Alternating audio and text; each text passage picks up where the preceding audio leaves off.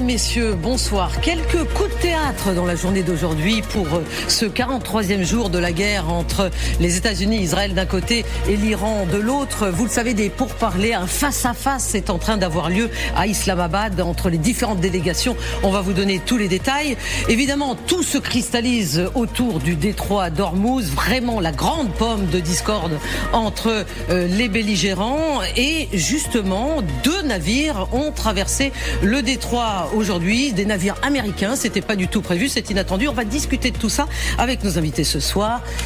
Je vois Sophia Mara qui me fait un sourire. Je réponds à votre sourire. Sophia, bonsoir. Bonsoir Anne. Vous êtes là. Vous êtes grand reporter spécialiste du Moyen-Orient, habitué de cette émission et de notre chaîne, bien sûr. Ulrich Bouna, bonsoir. Où êtes-vous? Bonsoir Ulrich. Vous êtes analyste géopolitique. Merci d'être avec nous ce soir. Aurélien Duchesne. Bonsoir Anne. Bonsoir Aurélien. Merci d'être de retour parmi nous. Vous êtes consultant géopolitique et défense parmi nous, je veux dire, dans cette émission. Évidemment, dans cette émission. Général Richoux, bonsoir. Nicolas Richoux, vous êtes ancien commandant de la 7e brigade blindée. Sylvie Berman, bonsoir. Vous êtes ancien ambassadeur de France, entre autres en Russie. Merci d'être une fidèle également de l'émission. Enfin, Gallagher Fenwick, bonsoir Gallagher. Vous êtes grand reporter, spécialiste des questions internationales. Alors, je le disais à l'instant, une des surprises de cette journée, c'est le fait que deux navires américains ont franchi le détroit d'Ormuz. Il s'agit de l'USS Murphy et l'USS Peterson. Voici ce que dit. Alors toute la journée, il y a eu beaucoup de rumeurs. On a d'abord cru qu'un bateau était passé, puis un autre. On ne savait pas véritablement de quel bateau il s'agissait. Maintenant, on le sait puisque c'est le CENTCOM qui est évidemment la source fiable militaire américaine qui le dit. Voici ce qui a été dit. L'USS Peterson et l'USS Michael Murphy. Qu'est-ce que c'est que ces chiffres qui sont accolés ça, c'est leur numéro de matricule. D'accord, leur numéro de matricule. On traversait. Alors, je suis pour la précision, mais enfin peut-être pas jusque-là. On a beaucoup de choses à dire dans l'émission. On va les appeler déjà par leur nom. On traversait le détroit d'Ormuz et opérait dans le Golfe Persique dans le cadre d'une mission plus large visant à garantir que le détroit soit entièrement débarrassé, et c'est ça la phrase importante, des mines marines précédemment posées par le corps des gardiens de la révolution islamique iranien. Justement, Général Richoux, est-ce que vous y croyez à cet événement? C'est ce qui s'est passé. On voit la position là de l'USS Murphy. Oui. Est-ce que véritablement, mais on va en débattre dans le détail ce soir, la raison du passage de ces navires, ce sont les mines?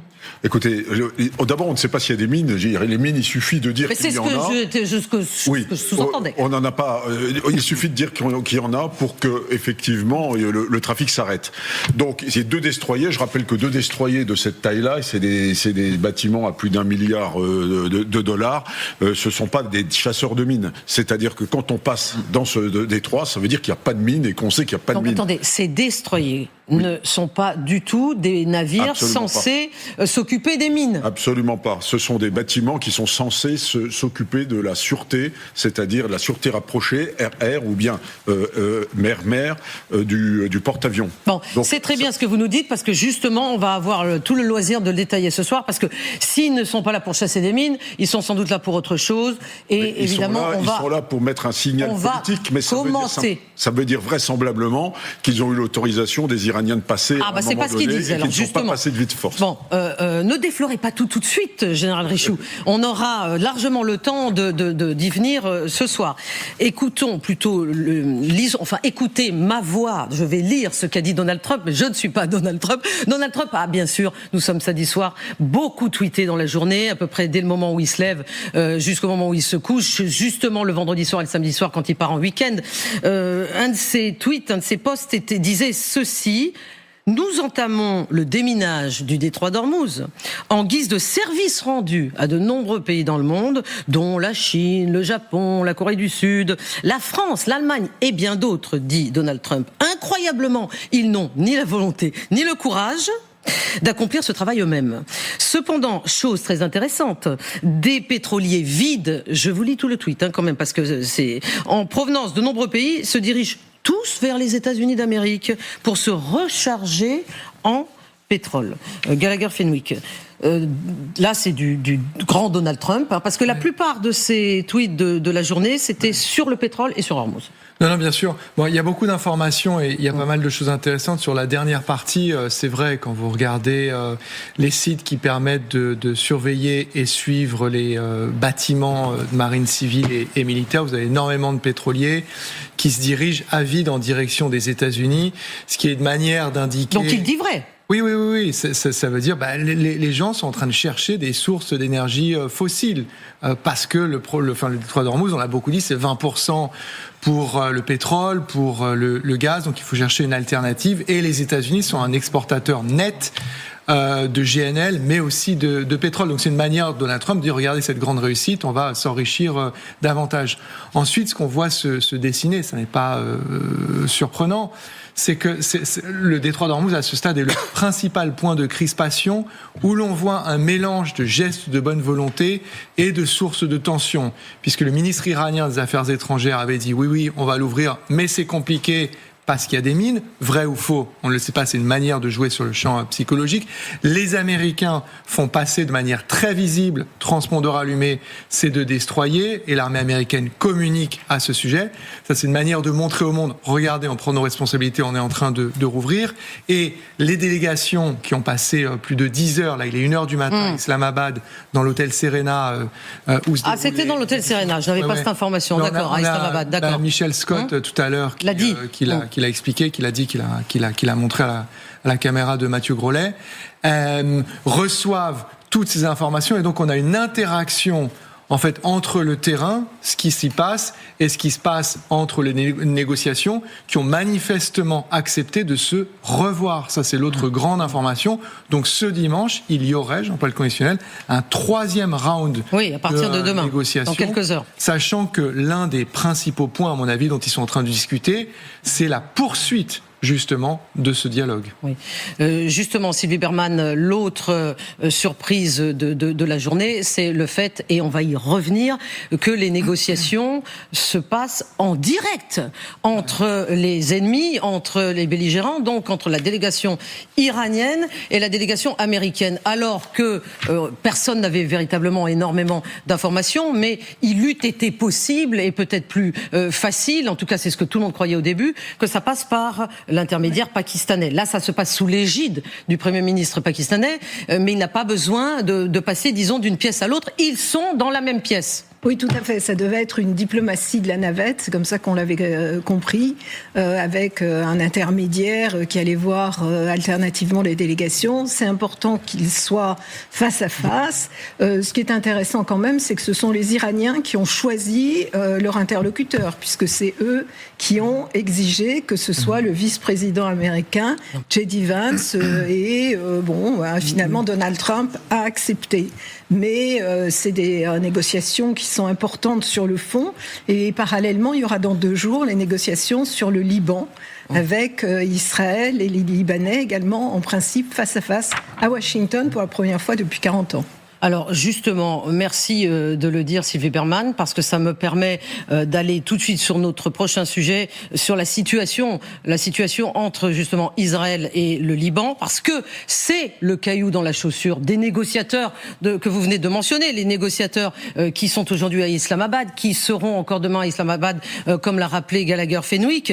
L'inclusion ou non, ça c'est très important, du Liban dans un accord de paix en Iran, c'est-à-dire, et en plus la campagne israélienne, la campagne militaire israélienne au Liban contre le Hezbollah menace complètement de faire dérailler les pourparlers en cours. L'Iran, bien sûr, accuse Israël de violer le cessez-le-feu en continuant ses attaques du Liban. Je rappelle qu'il y a eu plus de 200 cibles liées au Hezbollah qui ont été frappées aujourd'hui même par Tsahal.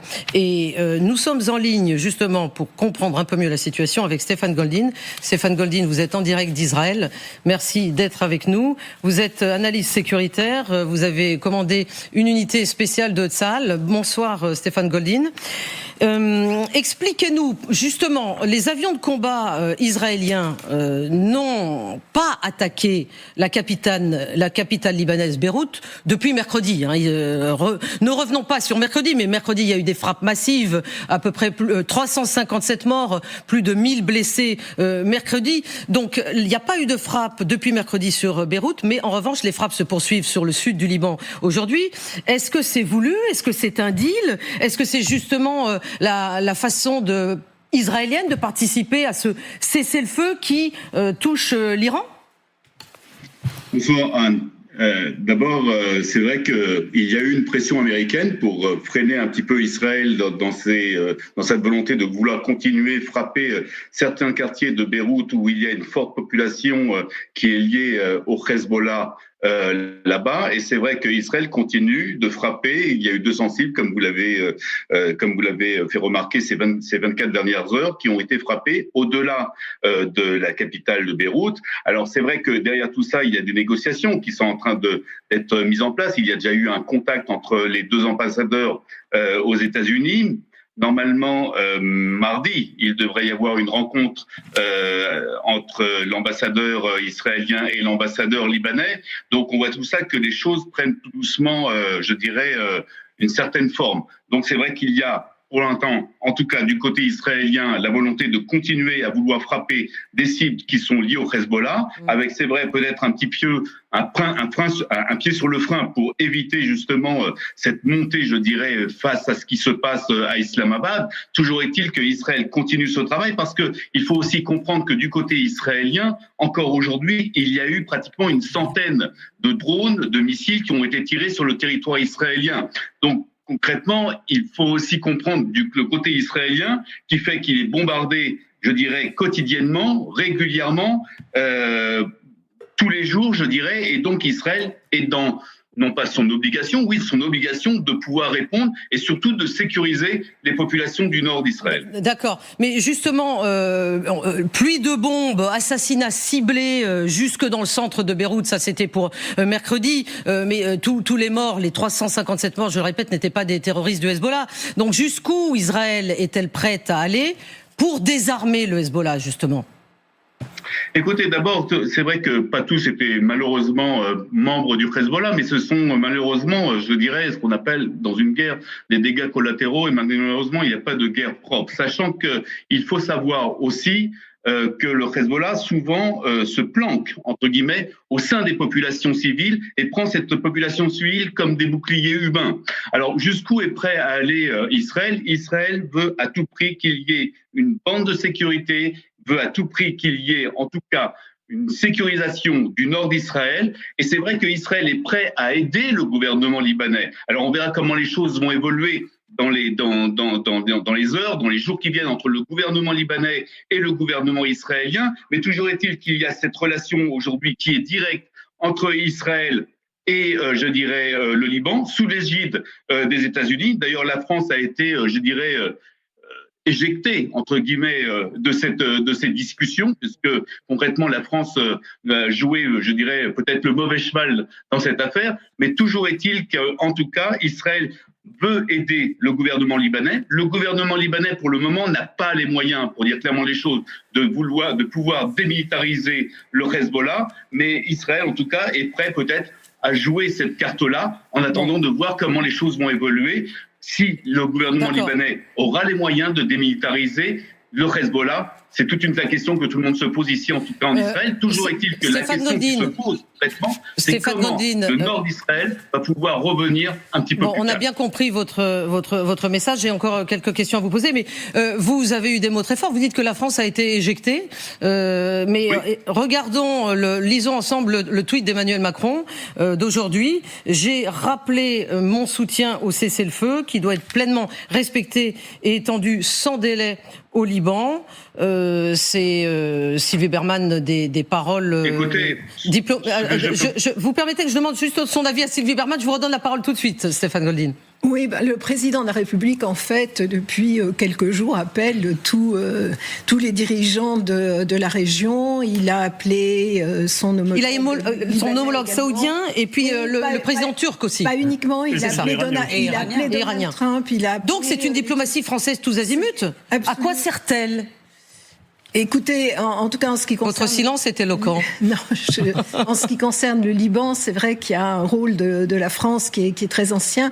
Et la France avait aidé dans le passé l'armée libanaise, qui n'était pas facile. Parce qu'en fait, c'est une armée qui est dirigée par des maronites, mais avec des soldats chiites qui parfois sont très proches du Hezbollah. Mais la France est prête à jouer un rôle justement pour aider davantage l'armée libanaise pour désarmer le Hezbollah. Ce qui est sûr, c'est qu'il y a un refus d'Israël que la France participe aux négociations. Israël nous en veut beaucoup. C'est-à-dire, on a bien entendu, d'après ce qu'a dit Stéphane Goldin. Vous vouliez réagir, Sophia Mara? Tout à fait. La France joue un rôle essentiel. C'est un rôle de boussole du droit international, déjà, premièrement. Alors qu'Israël ne veut pas de ce rôle, on l'entend bien. Et c'est ça la conséquence. C'est pas parce que la France a failli ou que la France n'a pas de vision politique ou stratégique pour cette région.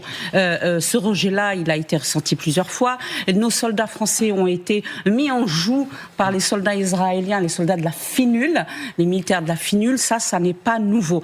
L'armée libanaise, évidemment qu'elle a un énorme problème, c'est qu'elle n'a pas de gouvernement qui ait le courage au Liban de dire « vous allez vous désarmer le Hezbollah », comme ça aurait dû être fait il y a longtemps. Et ils avaient l'occasion de le faire déjà en 2024. Bachar el-Assad était tombé et le Hezbollah avait été décapité, n'est-ce pas? Cela étant dit, l'armée libanaise, ça n'est pas le fait qu'il y ait des chiites dedans qui pose problème, c'est qu'au Liban, dans l'armée et en dehors de l'armée, il y a aussi même des chrétiens qui continuent à soutenir le Hezbollah. Et plus les Israéliens vont frapper le Hezbollah, plus d'autres communautés autres que la communauté chiite vont se regrouper autour du Hezbollah, malgré le mal qu'il fait en entraînant le Liban dans cette guerre contre un ennemi qui ne respecte pas le principe sacro-saint de la proportionnalité. C'est-à-dire que quand on envoie un missile sur le territoire israélien, ça sera ma dernière phrase, en contrepartie... Pas de la soirée, hein. Oui, voilà. Oui, pas de la soirée, je vous promets. Eh bien, on écrase le Liban et on fait tomber le toit du Liban sur la tête de tous les Libanais. Et on n'a pas de preuve qu'il y avait autant de Hezbollahi que de victimes sur les 357 morts qu'il y a eu mercredi. Sophia Mara, j'ai bien compris que vous vous adressiez directement à Stéphane Goldin. Oui, je vais lui donner la parole. Mais juste avant, j'aimerais la réaction de Sylvie Bermann. Oui, tout à fait. D'abord, le fait qu'il y ait des chiites dans l'armée, c'était le commandant des forces du Sud, libanais du Sud, qui m'avait dit ça. Et c'est pour ça qu'ils avaient du mal à intervenir pour interdire les caches du... C'est ce que m'a dit le commandant français de la FINUL et le commandant également libanais de la FINUL. J'ai fait un film qui s'appelle L'armée du salut. L'armée du salut, où j'avais des chrétiens en camp-cache. Non, mais il y a sûrement des chrétiens également. Au gradé. Je suis d'accord, mais bon, il y avait aussi pas mal de Regardez le film, il est intéressant. Ça s'appelle L'armée du salut, et vous verrez qu'il y avait des maronites extrêmement chrétiens et qui étaient viscéralement attachés à leur position. Stéphane Goldin, vous réagissez? Non, mais ce que je veux dire quand même, je pense encore une fois que l'élément nouveau et très très important, c'est cette rencontre directe. On parlait d'une première rencontre entre ambassadeurs. Moi, dans toute ma vie diplomatique... Donc, je rappelle, ça va avoir lieu la semaine prochaine à Washington, entre l'ambassadeur israélien et l'ambassadeur du Liban, Alors, il y la aura semaine prochaine, dans quelques jours. des négociateurs, mais les ambassadeurs se sont déjà rencontrés. Dans toute ma vie diplomatique, quand il y avait un ambassadeur israélien, l'ambassadeur du Liban quittait la pièce. Et donc, c'est quelque chose... Oui, c'est interdit, c'est dans la Constitution. Alors que tous les autres ennemis d'Israël restaient. C'est un événement historique. C'est un événement historique. Alors, est-ce qu'on peut avoir la réaction de Stéphane Goldin, s'il vous plaît? Vous êtes encore en ligne, Stéphane, vous êtes avec nous? Oui, je suis encore en ligne. Écoutez, je pense que il n'y a pas de guerre disproportionnée, ça n'existe pas de guerre disproportionnée. Une guerre, c'est une guerre et chacun frappe avec les armes qu'il a. Malheureusement, on fait face à une organisation terroriste qui se situe et qui se plante au sein des populations civiles. Et Israël, d'ailleurs, informe à chaque fois qu'elle fait un bombardement. Ça, c'est la première des choses. La seconde chose, il y a actuellement, je pense que le Liban, il me semble, il est constitué de 18 communautés. Pratiquement les 17 communautés sont complètement contre le Hezbollah. Et pour dire clairement les choses, encore hier soir, à Beyrouth, il y a eu des attaques de personnes attaquant des membres du Hezbollah, se promenant en moto avec des drapeaux du Hezbollah et criant des slogans du Hezbollah. Donc on voit très bien que le peuple libanais commence aussi à en avoir marre, aussi au sein, je dirais, de la population chiite qui commence à prendre les choses aussi en main contre le Hezbollah. Il faut savoir aussi qu'il y a 4 jours, il y a eu une décision qui a été prise par le gouvernement libanais à l'unanimité pour la première fois contre le Hezbollah. Donc on voit concrètement que les choses commencent un petit peu à bouger. Alors il faut peut-être arrêter aussi d'avoir une vision complètement militantiste sur la question du Hezbollah. Le Hezbollah est un mouvement terroriste qui a été créé par l'Iran en 1982. Et c'est vrai qu'aujourd'hui on a une chance peut-être d'accéder à quelque chose de nouveau. C'est la première fois qu'il y a des rencontres qui se font bilatérales entre Israël et le Liban. Il faut donner cette chance à ces entrevues. D'accord. Peut-être qu'il en sortira quelque chose de positif. À titre personnel, je le souhaite franchement parce que je souhaite vraiment que et la population libanaise et la population israélienne puissent vivre en paix. Vous savez, Israël n'a rien contre le Liban. Israël a quelque chose contre le Hezbollah, contre cette mouvance terroriste. Et pour en revenir à la France, oui, la France a joué le mauvais jeu. Et il faut savoir qu'aussi la majorité mais vous êtes déchaîné ce soir, Stéphane Goldin, libanaises sont notamment contre les journalistes, parce que quand on parle de militants en même temps de l'échiquier dans ce jeu-là. Oui, Stéphane Goldin, je vais vous redonner la parole, mais je voudrais qu'on écoute ensemble, et bien sûr mes propos c'était de l'humour, en disant que vous étiez déchaîné ce soir, Stéphane Goldin. Simplement, écoutons Benyamin Netanyahou, le Premier ministre israélien, qui il y a quelques heures a donné une conférence de presse où il a évidemment parlé de ce qui se passe en Iran et de cette question épineuse du cessez-le-feu. Le cessez-le-feu entre les États-Unis, Israël et l'Iran, doit-il s'appliquer à Israël et la guerre avec le Liban? Voici ses propos. Le Liban s'est tourné vers nous. Au cours du mois dernier, il a pris contact à plusieurs reprises pour entamer des pourparlers de paix directs. Cela ne s'était jamais produit auparavant. J'ai donné mon accord à 2 conditions. Nous voulons le désarmement du Hezbollah et nous voulons un véritable accord de paix qui tiendra pour des générations. Un accord de paix qui tiendra pour des générations. Sophia Mara, vous avez entendu le Premier ministre israélien. Effectivement, ce sont des mots historiques. La réunion qui va avoir lieu mardi, c'est une rencontre, Madame l'ambassadeur l'expliquait, il n'y en a jamais eu de semblable.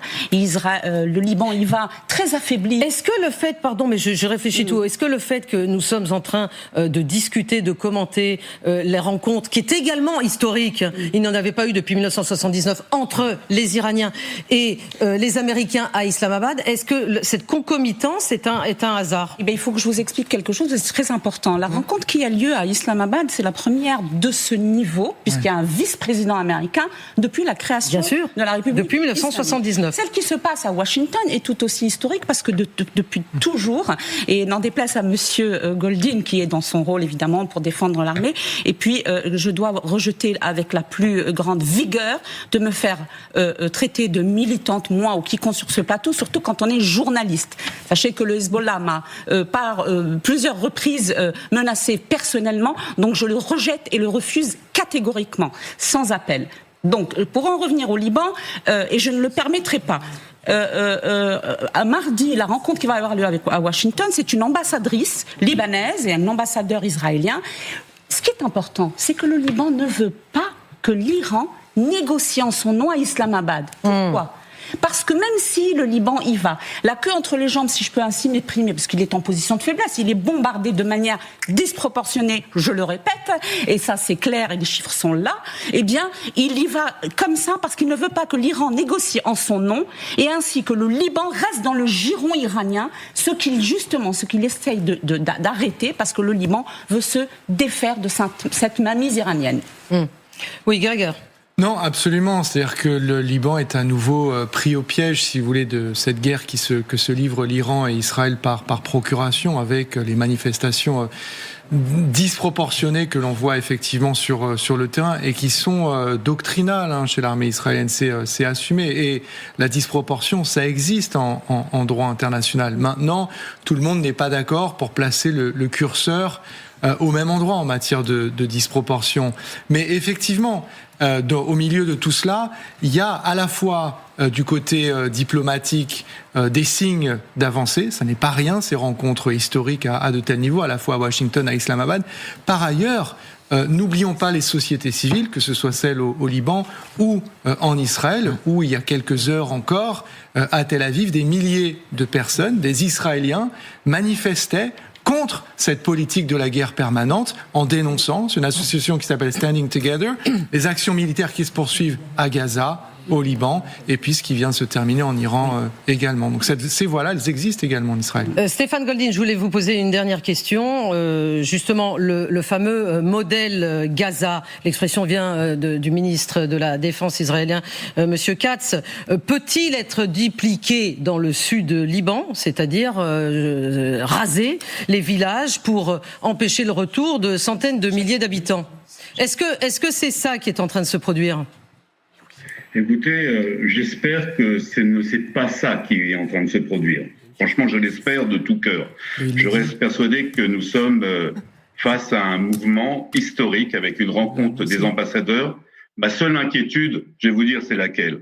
C'est que actuellement, Israël se prépare à avoir une recrudescence de tirs de drones et de missiles sur son territoire, justement au moment où il y aura cette rencontre entre ces deux ambassadeurs. Mais ce qui m'inquiète le plus, c'est que le Hezbollah puisse pousser les Libanais à une guerre civile, et c'est ça qui m'inquiète le plus dans cette affaire, parce que je reste persuadé qu'on pourrait trouver un accord entre Israël et le Liban pour, en tout cas, démilitariser le Hezbollah et que ces deux peuples puissent enfin vivre en paix.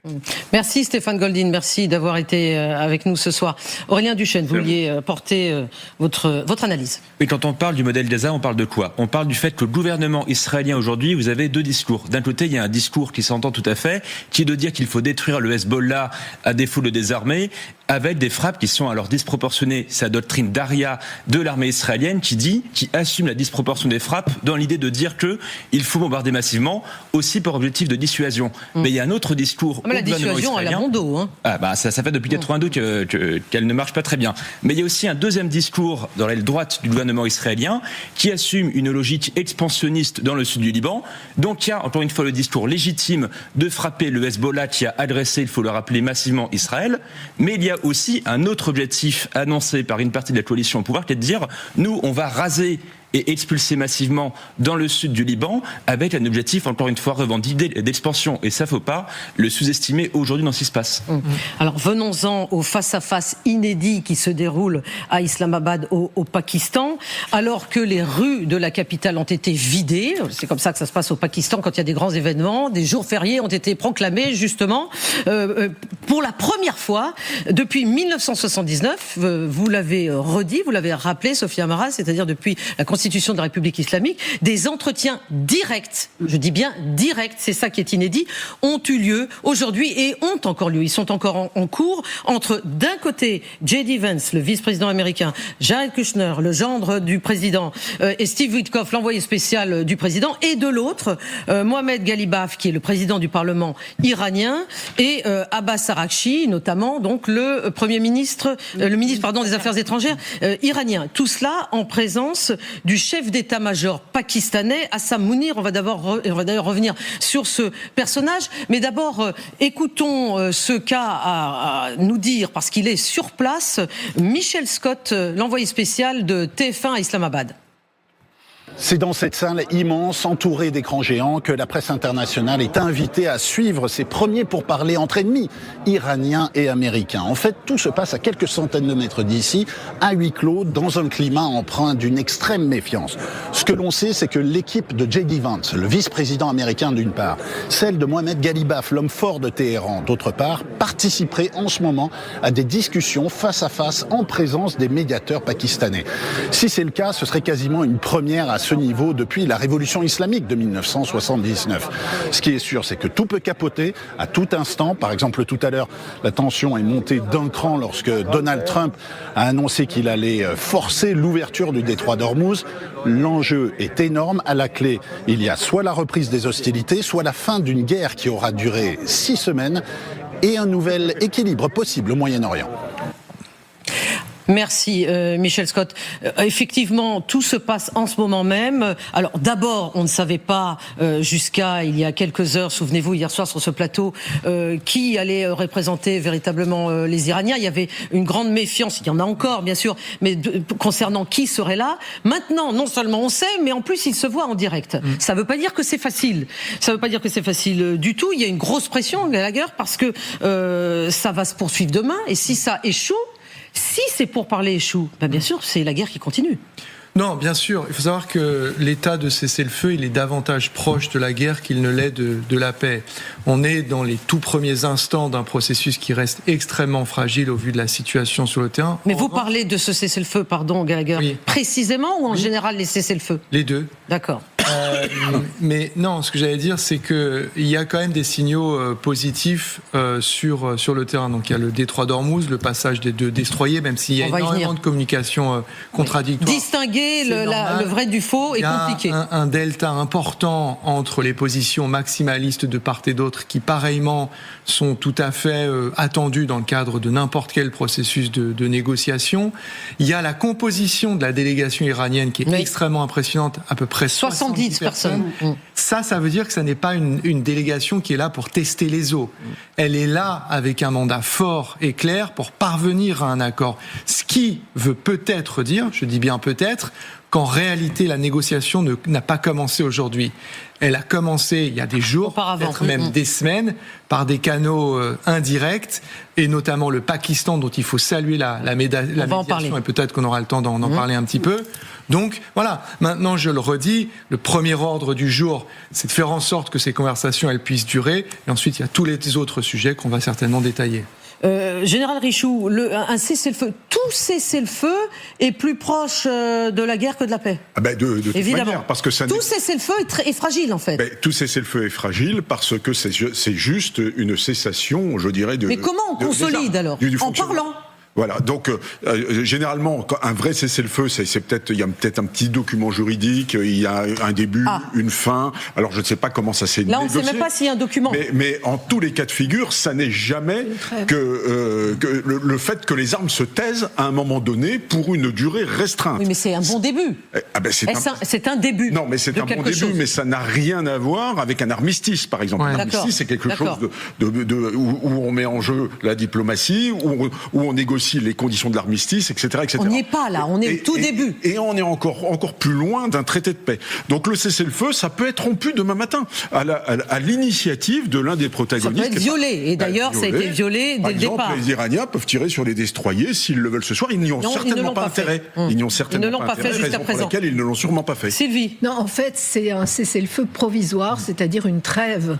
Parce qu'un cessez-le-feu. Ah oui, donc il y a des gradations. Il y a un cessez-le-feu, puis il y a un cessez-le-feu provisoire. Qui est équivalent selon vous à la trêve. Ça s'appelle une trêve. Et effectivement, c'est pour ça d'ailleurs que Donald Trump annonce l'arrivée de nouveaux soldats dans la zone, qui fait monter la pression. Quand on a un cessez-le-feu, il y a un certain nombre de modalités, le début du cessez-le-feu, les modalités, le contrôle, etc. Là, c'est pas ça, c'est une trêve. C'est une trêve. Alors, une personne semble, côté pakistanais, particulièrement importante, jouer un grand rôle, c'est le chef d'état-major pakistanais, Assam Mounir. Pourquoi ? Mais parce que, figurez-vous, qu'il a l'oreille de Donald Trump. Que Donald Trump dit de lui qu'il est, je cite, son maréchal préféré. Vous le voyez à l'image, Assam Mounir. Et il a une relation idéale avec Donald Trump parce qu'elle est tout à fait transactionnelle. Donald Trump le qualifie, je cite, de grand combattant. Mounir a su sans doute flatter son ego en se rendant à Washington, c'était en septembre 2025, pour un déjeuner en tête-à-tête. Attention, c'est rarement offert un déjeuner en tête-à-tête, c'est un honneur rarissime.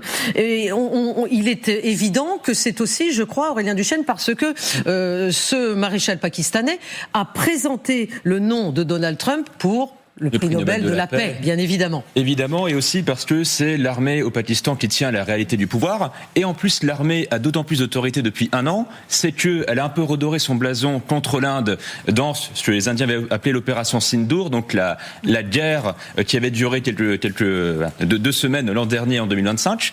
Et surtout, l'armée aussi au Pakistan, c'est quand même elle qui a déposé plusieurs premiers ministres, c'est elle qui tient les rênes du pouvoir. Donc la réalité, c'est que c'est d'abord à eux qu'il faut s'adresser, davantage que le Premier ministre, qui d'ailleurs, je crois, est en train d'aller se rendre en Arabie Saoudite pour des questions énergétiques.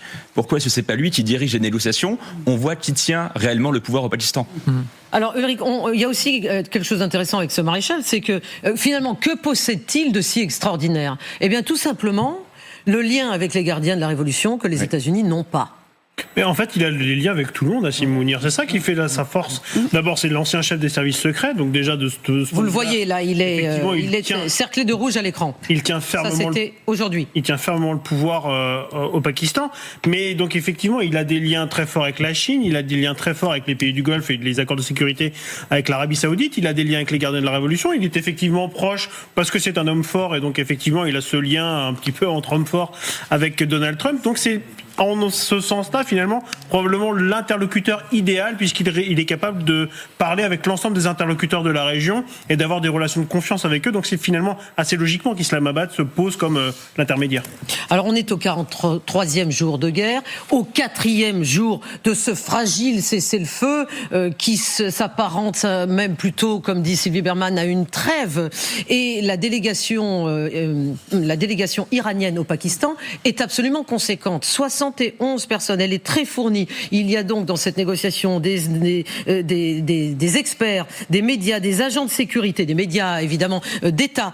Et même l'arrivée sur le territoire pakistanais était évidemment source de projection de propagande et de puissance de la part des Iraniens, puisque le chef du Parlement, donc Monsieur Ghalibaf, est arrivé dans un avion et à l'intérieur de cet avion, vous le voyez à l'image, il y avait posé sur les sièges des sacs à dos, des écolières avec des photographies de ces écoliers et écolières qui ont été tués par une frappe qui était une erreur, n'est-ce pas, Sophia Amara, en tout début de la guerre, une frappe américaine dans une école iranienne.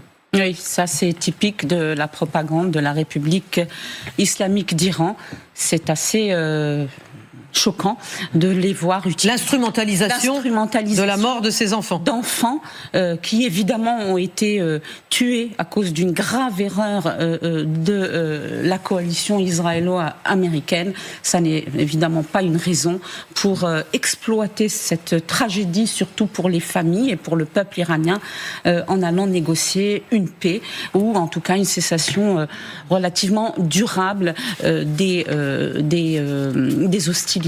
Donc ça c'est classique. On a vu la même chose aussi au Liban, partout là où les tentacules de cette fameuse pieuvre iranienne se trouvent, et donc il n'y a aucune limite.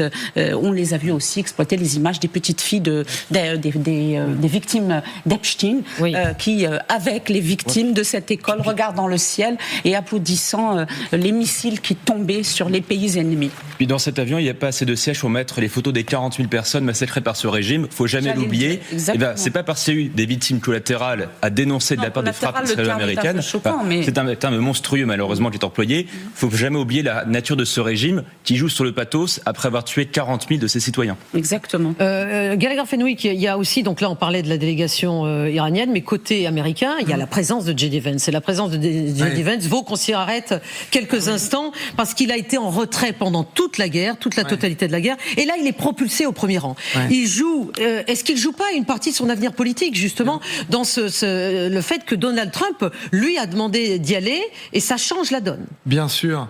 Et la délégation iranienne joue aussi son avenir politique sur le sien, puisqu'elle se dit que si un accord est signé et qu'il est signé par celui qui sera peut-être le prochain président des États-Unis, peut-être qu'il se sentira, j'allais dire, lié par cet accord qu'il aurait négocié et qu'il finirait par signer. Donc pour toutes ces raisons, pardon, mais c'est très important ce qui est en train de se passer à Islamabad. Extrêmement important. Et d'ailleurs, Donald Trump joue un coup assez malin. C'est un peu le père qui teste, voire qui est prêt à tuer son fils.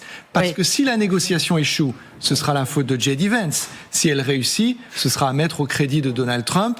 Par ailleurs, J.D. Vance, et c'est répandu dans le New York Times et d'autres publications, alors par le biais de fuites organisées pour expliquer et faire comprendre à tout le monde qu'il était contre cette guerre, mais qu'il aurait dit à Donald Trump, si vous la voulez, alors je vous soutiendrai. Donc effectivement, J.D. Vance joue énormément, c'est son premier grand fait d'armes à l'international, et le voilà à la tête d'une délégation qui n'a vraiment pas du tout, et ça on commence à y être habitué avec Donald Trump, les mêmes qualifications que les membres de la délégation iranienne qu'il y a en face. Alors, il y a effectivement plusieurs points d'achoppement dans ce face-à-face en cours.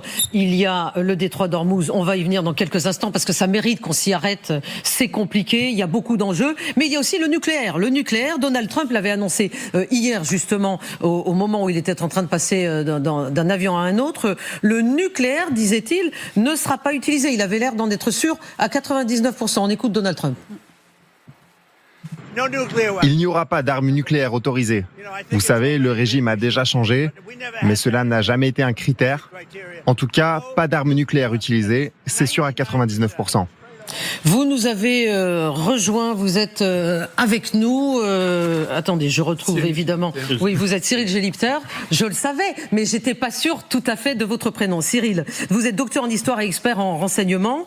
Donc, face aux menaces qui sont toujours existantes d'une opération potentielle terrestre américano-israélienne pour se saisir de ce fameux stock d'uranium enrichi dans l'Iran, eh bien, la République islamique d'Iran a érigé des barrages routiers qui, semblerait-il, bloquent les 3 entrées du tunnel d'Ispahan. Regardez, parce qu'il y a eu justement énormément d'observateurs regardent ça, analysent cela en source ouverte, ces images satellites. Si vous pouviez nous les commenter, Cyril Gelipter. Alors effectivement, ils ont installé 3. Alors c'est apparu apparemment à partir de la fin mars, si je comprends bien. Vous avez eu tout un papier sur le site de l'Institute for Science and International Security qui est dirigé par l'ancien inspecteur de l'AIA, David Albright, qui justement. Dites-nous ce que nous voyons sur ces images surtout, c'est-à-dire avec qu'est-ce qui est bloqué. En fait, c'est avec de la terre, des clôtures, des gravats. Ils bloquent le site d'Ispahan nucléaire. Oui, alors c'est le site où ils ont qui servait entre autres pour la métallisation de l'uranium. Ils avaient une installation qui était opérationnelle depuis 2023. Vous n'aviez pas d'installation pour l'enrichissement de l'uranium, ça c'était Natanz et Fordow, ni pour tout ce qui concernait les ogives. Alors c'est un autre site dont le nom m'échappe. Et oui, ils cherchent apparemment à bloquer. J'ai un peu l'impression quand même que c'est un peu, un petit peu amateuriste. Oui, c'est-à-dire, ces mesures défensives, est-ce qu'elles seraient efficaces ? Nous sommes en direct avec Donald Trump. Voilà, Donald Trump est en train... on l'écoute parler aux journalistes. Rapport, ils se sont rencontrés pendant déjà quelques heures. Nous allons voir ce qui se passe. Mais quoi qu'il en soit, c'est nous qui gagnons. Peu importe l'issue, c'est nous qui gagnons. Nous avons totalement vaincu ce pays. Alors voyons un petit peu ce qui va se passer. Peut-être qu'ils vont conclure un accord, peut-être que non. Mais du point de vue des États-Unis, nous avons gagné. Par ailleurs, on voit des navires qui se dirigent vers notre pays, des très très beaux pétroliers qui arrivent vers les États-Unis. On les charge de pétrole et de gaz. C'est quelque chose de très très beau à voir.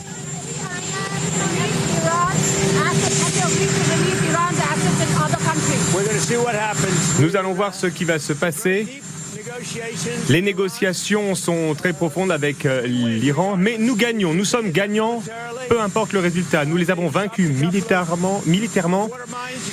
Ils ont posé plutôt quelques mines sous-marines, mais nous avons détruit toute leur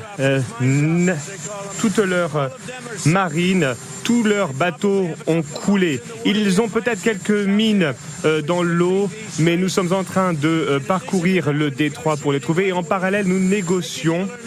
Et peu importe si nous trouvons un accord ou pas. Pour moi, peu importe.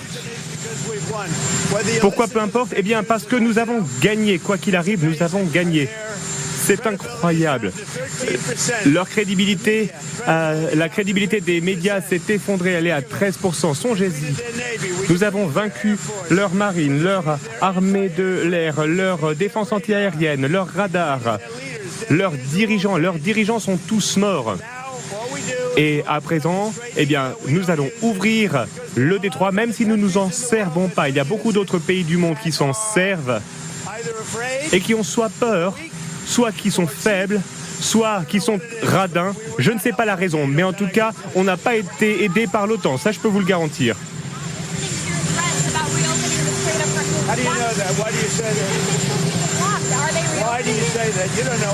Vous ne savez rien. Pour qui travaillez-vous? Pour NBC? Eh bien, ce sont des fake news. Nous gagnons, nous sommes gagnants, peu importe le résultat. Nous avons vaincu leur armée, ils n'ont plus de marine. 158 navires sous l'eau, tous leurs mouilleurs de mines. Tous leurs mouilleurs de mines sont vaincus. Imaginez un pays qui avait 28 mouilleurs de mines. Ce n'est pas sympathique. Et nous les avons vaincus. Et aujourd'hui, tous ces mouilleurs de mines sont au fond de l'eau, au fond de la mer. Alors, ils n'ont plus de marine, ils n'ont plus de radar, ils n'ont plus d'armée de l'air. Leurs dirigeants sont tous morts. Khamenei, pendant des années, il était au pouvoir et il a disparu aujourd'hui. Et donc, nous allons voir ce qui va se passer. Mais de mon point de vue, je m'en moque. Merci.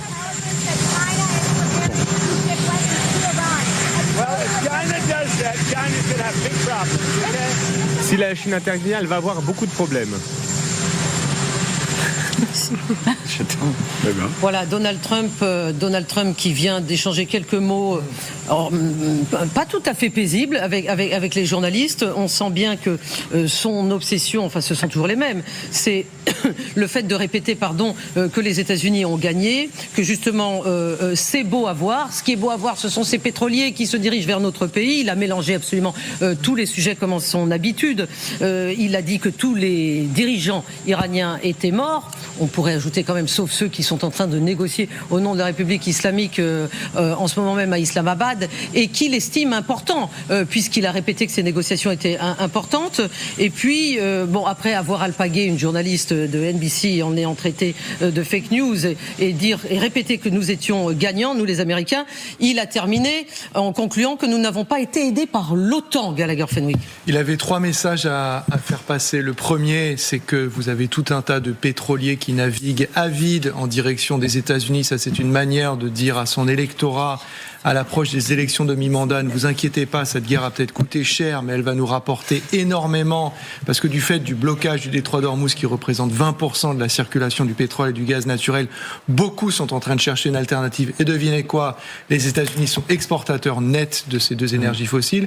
La deuxième chose, et ça c'est très intéressant, c'est qu'il y a une incertitude du côté de la Maison-Blanche, et donc d'une des personnes les plus puissantes au monde, sur la présence ou non de mines dans le détroit d'Ormuz. C'est-à-dire que les Américains n'ont pas de renseignements suffisamment précis et fiables pour pouvoir dire au président oui ou non, et combien, si oui, y a-t-il de mines et où sont-elles dans ce fameux détroit d'Ormuz. Et enfin, la troisième chose, et vous l'avez souligné Anne, sur cette histoire de la victoire, en fait, l'un des produits collatéraux de cette guerre, c'est d'avoir fait de l'Iran un acteur majeur des relations internationales aujourd'hui, ce que ce pays n'était pas avant ce conflit. L'Iran était une menace, l'Iran était une nuisance, mais n'était pas un acteur majeur de la vie du monde. Aujourd'hui, vous avez J.D. Vance, le vice-président des États-Unis, qui a fait une 20aine d'heures d'avion pour aller s'asseoir à Islamabad face à Ghalibaf. Un type qui est un ancien commandant militaire du corps des gardiens de la Face en direct, oui. Oui. Et, donc ça veut bien dire qu'ils sont en train de discuter de quelque chose. Oui, d'égal. Et qu'il y a un certain respect des uns envers les autres, sinon ils ne discuteraient pas en direct. Oui, et puis si on gagne, on n'a pas besoin de négocier déjà. Ouais. Parce que quand on était à Berlin, on n'a pas négocié avec le régime nazi, me semble-t-il. Le régime nazi, on l'a mis par terre et on a fait autre chose. Quand on a gagné, ça veut dire qu'on a mis par terre le régime. Alors avec qui négocie-t-il, puisque le régime est toujours en place? Si on a gagné, c'est que le peuple iranien est libre. Est-il libre ce soir? Non. Ça veut dire qu'on a récupéré les 440 kilos d'uranium. Où sont-ils, ces 440 kilos? Ça veut dire qu'on ne tire plus avec des missiles et des drones. Or, on sait très bien qu'ils ont encore une capacité de tirer. Donc là, je veux dire, ce qui est très intéressant, là, c'est qu'il est vraiment très agressif et sur la défensive. Et c'est pas, d'habitude, il est dominateur, etc. Il explique au monde sa vérité. Mais en plus d'être dans le métaverse. Donc vous ressentez percevez une certaine inquiétude de la part de Donald je Trump. crois qu'il est, il est agressif, il est pas droit dans ses bottes quand il s'adresse aux journalistes. D'ailleurs, il en engueule un parce que qui êtes-vous? Mais parce qu'il estime que les médias ne disent pas assez, ne soulignent pas assez que la victoire américaine, qui est selon lui déjà présente. Voilà ce qu'il estime. Aucune victoire américaine ce soir. Bon, ce qui est important de souligner, et là j'aimerais vraiment que vous nous aidiez à comprendre, c'est ce qui se passe dans le détroit d'Ormuz. Ce qui se passe dans le détroit d'Ormuz, parce que nous avons énormément d'informations. Pour la première fois, ça c'est quand même notable, et c'est un fait, pour la première fois depuis le début de la guerre, eh bien 2 navires de guerre américains sont passés dans le détroit. Des navires de guerre américains. Il s'agit de l'USS Murphy et de l'USS Peterson. Aujourd'hui, dans une manœuvre, il faut le reconnaître, qui n'a pas été coordonnée avec les Iraniens, et les Iraniens n'ont pas attaqué ces bateaux. Oui. Vous le voyez sur cette image, les bateaux sont passés, alors que tout le monde redoutait depuis plusieurs jours, personne ne passait, avant tout parce que tout le monde avait peur de la réaction iranienne. Les Iraniens n'ont rien fait. Comment est-ce qu'on peut comprendre cela, Aurélien Duchesne ? Il y a 2 choses. La première chose, c'est qu'ils ont bravé une zone censée être dans un déni d'accès, avec la menace des mines qui fait qu'on n'a même pas 10% du nombre habituel de pétroliers qui passent le détroit. Le fait de passer est un signe en soi. Et la deuxième chose, c'est évidemment un signal politique. On parlait de la question de la victoire américaine, de l'humiliation supposée des États-Unis dans le cessez-le-feu en cours. Le fait de pouvoir braver l'Iran et de dire que l'Iran ne s'autorise pas non plus à aller riposter, par exemple. Voilà, c'est un signal en soi, un signal qui demeure faible. Et la dernière chose enfin, c'est que c'est la première fois aussi depuis le début du conflit que des navires américains vont aussi loin. Ils n'allaient pas le faire plus tôt, bien sûr, mais la réalité, c'est que c'est un signal à minima de la part des États-Unis. Alors la question qui se pose, c'est y a-t-il des mines dans ce détroit ? Et là, évidemment, je n'ai pas la réponse. Nous essayons d'analyser, mais les Américains ont l'air de dire qu'il y en a, puisqu'ils prétendent, ils affirment en tout cas, c'est le commandant du CENTCOM, Brad Cooper, qui le dit sur X tout à l'heure, il y a quelques heures, des forces américaines supplémentaires, je le cite, notamment des drones sous-marins, se joindront à l'effort de déminage dans les jours à venir. L'effort de déminage, qui est donc celui de ces 2 bateaux, de ces 2 destroyers. Alors expliquez-moi, Général Richoux, en quoi des destroyers pratiquent le déminage ? Ils ne pratiquent pas le déminage. Donc ça veut dire déjà que quand on envoyait des destroyers en tête, ça veut dire que probablement il n'y avait pas de mines dans la zone où ils sont allés. Non mais comment on peut nous faire croire cela ? C'est-à-dire on ne peut pas envoyer des destroyers en disant qu'ils font... Un destroyer, ça coûte $1 milliard. S'il y a des mines, on ne l'envoie pas. On démine d'abord. Il faut des chasseurs de mines. Ils ne sont pas équipés pour des chasseurs de mines. Ils ne sont pas équipés pour le déminage. Ils ne sont pas équipés pour la détection et la neutralisation des mines. Ça veut dire que quand on les envoie, on sait, peut-être qu'ils avaient l'autorisation des Iraniens sans le dire, je ne sais pas. Ils ont doublé le cap et ils sont repartis. Ils ont fait un aller-retour. Ils sont passés d'est en ouest et puis ils sont repassés dans le sens. Mais donc ça veut dire qu'ils voulaient montrer autre chose, qu'ils voulaient montrer qu'ils pouvaient passer. C'est une démonstration de puissance, c'est tout. Pour montrer qu'ils sont libres et que le détroit est libre. Mais je rappelle quand même que le détroit est libre parce que les Iraniens l'ont décidé. Hier, ils ne pouvaient pas passer. Voilà. Ulrich Bouna, sur cette question précise de l'existence potentielle de mines, de la signification de cette opération de déminage par des destroyers américains. C'était pas une opération de déminage, c'était une opération purement de communication. En fait. C'est ça. C'est dans le cadre des négociations. On ne démine pas avec des destroyers, ça vient d'être expliqué. Et vous rappelez tout au début, quand vous parliez du tweet du CENTCOM, vous dites ils ont mentionné leur matricule. Pourquoi ils ont mentionné le matricule dans le tweet ? C'est parce qu'en fait, ce matricule, il permet de suivre les navires sur les sites de trafic. Et donc en fait, on a pu voir... Pour que tout le monde, vous voulez dire ça, ils nous prennent vraiment pour des idiots. Alors là, pardon. Non, mais donc on regarde les matricules, on va regarder sur la carte, on se dit ils sont là et on croit qu'ils sont en train de déminer. Si les transpondeurs ne sont pas désactivés, c'est qu'on veut voir qu'ils passent. Les transpondeurs étaient comme par hasard allumés au moment où ils passaient le détroit d'Ormuz, juste avant le détroit d'Ormuz. Donc c'est une monumentale opération de communication. Bien sûr, effectivement. Et puis c'est surtout que ça rouvre pas pour autant le détroit. Le détroit d'Ormuz, quand même il n'y aurait pas des mines, en fait il est bloqué aussi par la capacité des Iraniens à envoyer des drones et des missiles anti-navires. Tout ça, ça reste en place. Alors d'accord. Alors admettons que vous avez raison et que c'est une fantastique opération de communication. Mais les Iraniens dans tout cela, c'est-à-dire comment eux savent très bien aussi que c'est une opération de communication, mais ça ne modifie en rien le rapport de force qui est exercé actuellement dans le détroit d'Ormuz. Aurélien Duchesne. Quand on regarde, alors déjà c'est des navires en plus équipés de systèmes Aegis contre la seule menace que l'Iran garde contre la flotte américaine, c'est-à-dire des missiles. parce qu'ils n'ont plus un seul navire de guerre dans tout le détroit, un qui date des années 30 et qui est mis à quai pour faire joli. C'est le seul navire de guerre qui reste à l'Iran. J'ai oublié le nom. Ah oui, un navire iranien, d'accord. Voilà, il n'y a plus de menaces de la part de l'Iran dans le détroit contre la flotte américaine. C'est plus ça la démonstration de force aussi, mais la démonstration de force aurait été plus intelligente, j'ai envie de dire, si les Américains étaient allés au bout du Golfe. Pourquoi ? Pour contribuer à la défense aérienne, qui est un des rôles de ce genre de destroyer de la région. Ils ont fait demi-tour, comme c'était dit par le général Richoux, alors qu'ils auraient pu, par exemple, aller jusqu'au bout, aller au Qatar ou au Koweït pour aller renforcer les moyens de défense antimissiles de la région. Bon. Sauf qu'ils sont dans la force aéronavale. Donc le groupe aéronaval ne peut pas se passer de ces destroyers. Ils en ont encore 11, parce qu'ils participent à la bulle anti-aérienne du porte-avions Lincoln. Mais ils en ont encore 11 des destroyers, mais qui sont... Oui, bien sûr. Oui. Mais relisons le tweet de Donald Trump, parce que donc il y a plusieurs opérations en cours, l'opération dite de déminage, de projection de force américaine, les opérations réelles, les discussions, le face-à-face inédit qui est en train de se dérouler à Islamabad. Et puis il y a Donald Trump qui ne peut pas se contenter que la diplomatie se fasse sans lui, il faut qu'il l'accompagne avec des tweets qui sont de plus en plus longs, je dois dire. Et là, celui-là, je cite un morceau de ce tweet. Nous entamons actuellement le déminage du détroit en guise de service rendu. Il veut bien expliquer que c'est encore lui le sauveur. Il nous rend service à qui ? Justement à la Chine, au Japon, à la Corée du Sud, à la France, à l'Allemagne et à bien d'autres, dixit Donald Trump, qui n'ont, je le cite, ni le courage ni la volonté d'accomplir ce travail eux-mêmes. Et dans le même temps, des pétroliers vides, bien sûr, en provenance de ces pays, se dirigent tous vers les États-Unis. Mais pardon de poser une question quelque peu choquante, Gallagher, mais est-ce qu'il ne dit pas vrai, Donald Trump, quand il dit que les pays qu'il a cités n'ont pas le courage d'accomplir ce travail eux-mêmes? De facto, ce sont des destroyers américains qui sont passés. Non, bien sûr, on va retirer le mot courage. Plusieurs choses.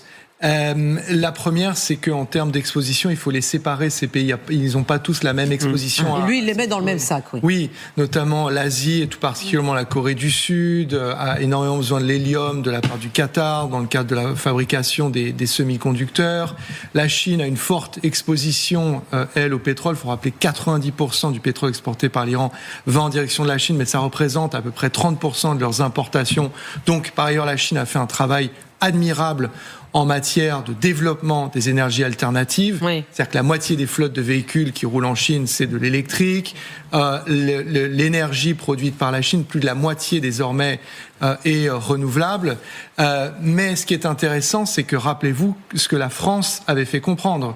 C'est-à-dire qu'à partir du moment où les armes se taisent, alors effectivement, l'armada française, si nous aussi on peut avoir une armada, peut effectivement participer à la réouverture et à la sécurisation du détroit d'Ormuz. Donc, et la France, par ailleurs, a une connaissance particulière en la matière, en matière de déminage notamment. Donc, la France, l'Allemagne, avec les moyens qui sont les siens, pourrait peut-être effectivement jouer un rôle, et ce serait formidable qu'une coalition internationale fasse régner le droit dans le détroit d'Ormuz, puisqu'il faut le rappeler, en droit international, l'Iran n'a pas le droit de privatiser le bras de mer naturel. C'est pas comme le canal de Panama ou le canal de Suez. Ulrich ?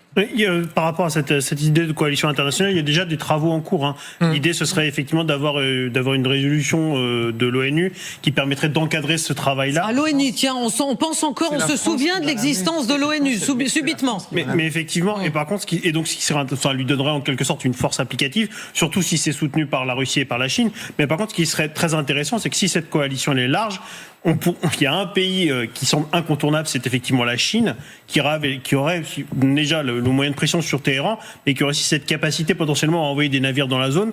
Et il serait intéressant de voir comment réagirait Washington si les Chinois décidaient de faire étalage de la puissance maritime dans le détroit d'Ormuz.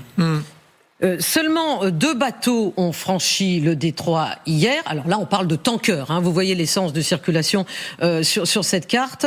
3 bateaux ont franchi le détroit d'Ormuz aujourd'hui. Alors, c'est des chiffres qui sont les plus bas depuis le début du cessez-le-feu. Et certains nous expliquent que si ça ne transite pas plus vite, justement, dans ce détroit, dans ce goulet d'étranglement, c'est justement parce que Téhéran serait incapable de localiser les mines qu'il a même posées dans ce détroit et qu'il n'aurait pas la capacité de les retirer. Pour essayer de mieux comprendre cette situation à propos des mines navales, nous sommes en ligne avec Fabien Lucas. Fabien Lucas, bonsoir. Vous êtes responsable du pôle expertise à Géomines. Et là, nous avons vraiment besoin de vos lumières. Est-ce que vous pouvez essayer de nous expliquer s'il est possible mais admettons qu'il y ait des mines dans ce détroit. Quel genre de mines ça serait, des mines navales, comment elles fonctionnent, et est-ce qu'il est possible que les Iraniens n'aient pas cartographié les endroits où ils l'ont mises? Alors, le type de mine qui pourrait être rencontré dans le détroit et que posséderait l'Iran, c'est deux types. Donc, ce que nous on appelle les mines de fond. Donc, ce sont des mines qui se trouvent posées sur le fond et qui peuvent être déclenchés soit par des sous-marins ou des bâtiments de surface, sachant que l'entrée du golfe Persique s'y prête assez bien parce que la profondeur et le golfe est très peu profond. Et après, vous avez une deuxième type de mine, ce que nous on appelle les mines orins. Donc, ce sont des mines sphériques, des flotteurs, qui sont positionnés à environ 3-4 mètres sous la surface, avec voilà. Donc ça, c'est les deux types de mines qu'on peut rencontrer, de fond et des mines orins. Et pour le système de mise de feu, excusez-moi de vous, Fabien Lucas, excusez-moi, vous vous adressez à des néophytes. Est-ce que vous pouvez répéter les deux types de mines, parce que nous n'avons pas bien compris les mines orins, c'est-à-dire exactement quel genre de mines? En fait, les mines orins, c'est les mines qu'on voit à l'heure actuelle à l'écran. Donc, ce sont en fait des sphères avec des petits picots, des cornes qui peuvent être rencontrées. Donc, à partir du moment où le bateau vient toucher une de ces cornes, la mine peut exploser. Vous avez un autre système, comme on voit à l'écran, c'est exactement ça.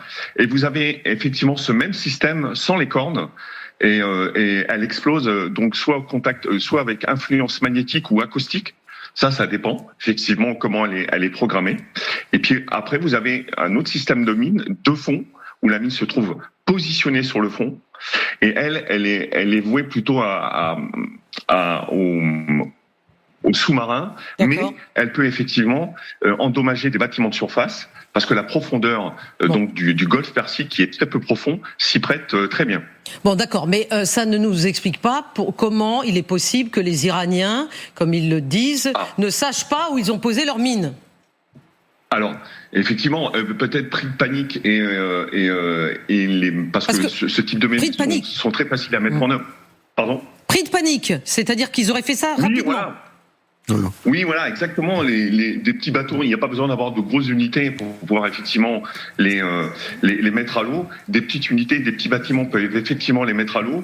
Ils n'ont pas pris effectivement le temps de les positionner et ils se retrouvent alors d'aujourd'hui effectivement peut-être dans l'incapacité de pouvoir les relocaliser. Ça, c'est possible. Effectivement. Oui, Sophia Amara, vous voulez réagir? Oui, je voulais poser une question à M. Lucas, si vous permettez. Oui, monsieur, est-ce que ça vous semble crédible que l'Iran ait miné la zone dont elle dit qu'elle l'a fait? Et deuxièmement, est-ce que ça vous semble crédible que les navires de guerre américains aient pu plus ou moins déminer cette zone, la sécuriser ou s'assurer que le passage était possible pour d'autres navires? Alors, que l'Iran ait la possibilité de le miner, oui, parce qu'ils ont des mines marines, ça c'est sûr et certain, de différents types, comme expliqué précédemment, de fond ou en Rhin. Donc ça, ils ont effectivement la possibilité de miner le Golfe. Maintenant, pour revenir à ce que vous disiez tout à l'heure au niveau des bâtiments américains, donc les bâtiments américains, ça c'est sûr, ils n'ont pas déminé, ça se fait pas comme ça. Les bâtiments qui ont franchi le détroit sont donc des destroyers, donc c'est de la classe Arleigh Burke, et eux, bien que ce soit des destroyers lance-missiles, ils sont équipés de sonars de coque. Et dans la version des sonars de coque qu'ils utilisent, ils peuvent avoir une option qui s'appelle le Kingfisher, qui leur donne la capacité de détecter de petits objets qui pourraient ressembler à des mines. Okay. Donc, il se peut, et je pense que c'est ce qu'ils ont fait, ils ont pu traverser effectivement la possible zone minée, grâce à l'utilisation de leur sonar de coque, qui n'est pas fait pour faire de la chasse aux mines, parce que les sonars de chasse aux mines sont nettement plus performants, mais il se peut que ça leur a permis effectivement, grâce à cette utilisation de leur sonar, de traverser la zone possiblement minée. Merci Fabien Lucas pour vos explications. Sylvie Bermann, avant que vous donniez la parole et que vous réagissiez, je voudrais rappeler que les images que nous venons de voir étaient celles de Donald Trump. Elles étaient en direct puisqu'il y a quelques instants, Donald Trump était en train d'arriver sur la base de Andrews dans le Maryland. Et maintenant il va se rendre à Miami. Les propos qu'il a eus à la toute fin, qu'on a à peine entendus, sont importants parce qu'il y a la question qui lui est posée par la journaliste de NBC, dont il dit fake news, qui lui demande qu'est-ce qui va se passer si la Chine livre des armes à l'Iran, parce que CNN a sorti l'info aujourd'hui selon laquelle la Chine aurait envisagé, donc ils n'ont pas la certitude que la livraison a eu lieu, de missiles tirés depuis l'épaule, donc des man-pads qui pourraient être utilisés pour descendre des aéronefs, des hélicoptères, etc. Ce qui est très intéressant, c'est le positionnement de la Chine. Ulrich Bouna en a parlé tout à l'heure sur cette affaire. C'est-à-dire que la Chine a, pour des raisons évidentes, un intérêt à la fragilisation de la puissance ou de son image américaine sur cette zone.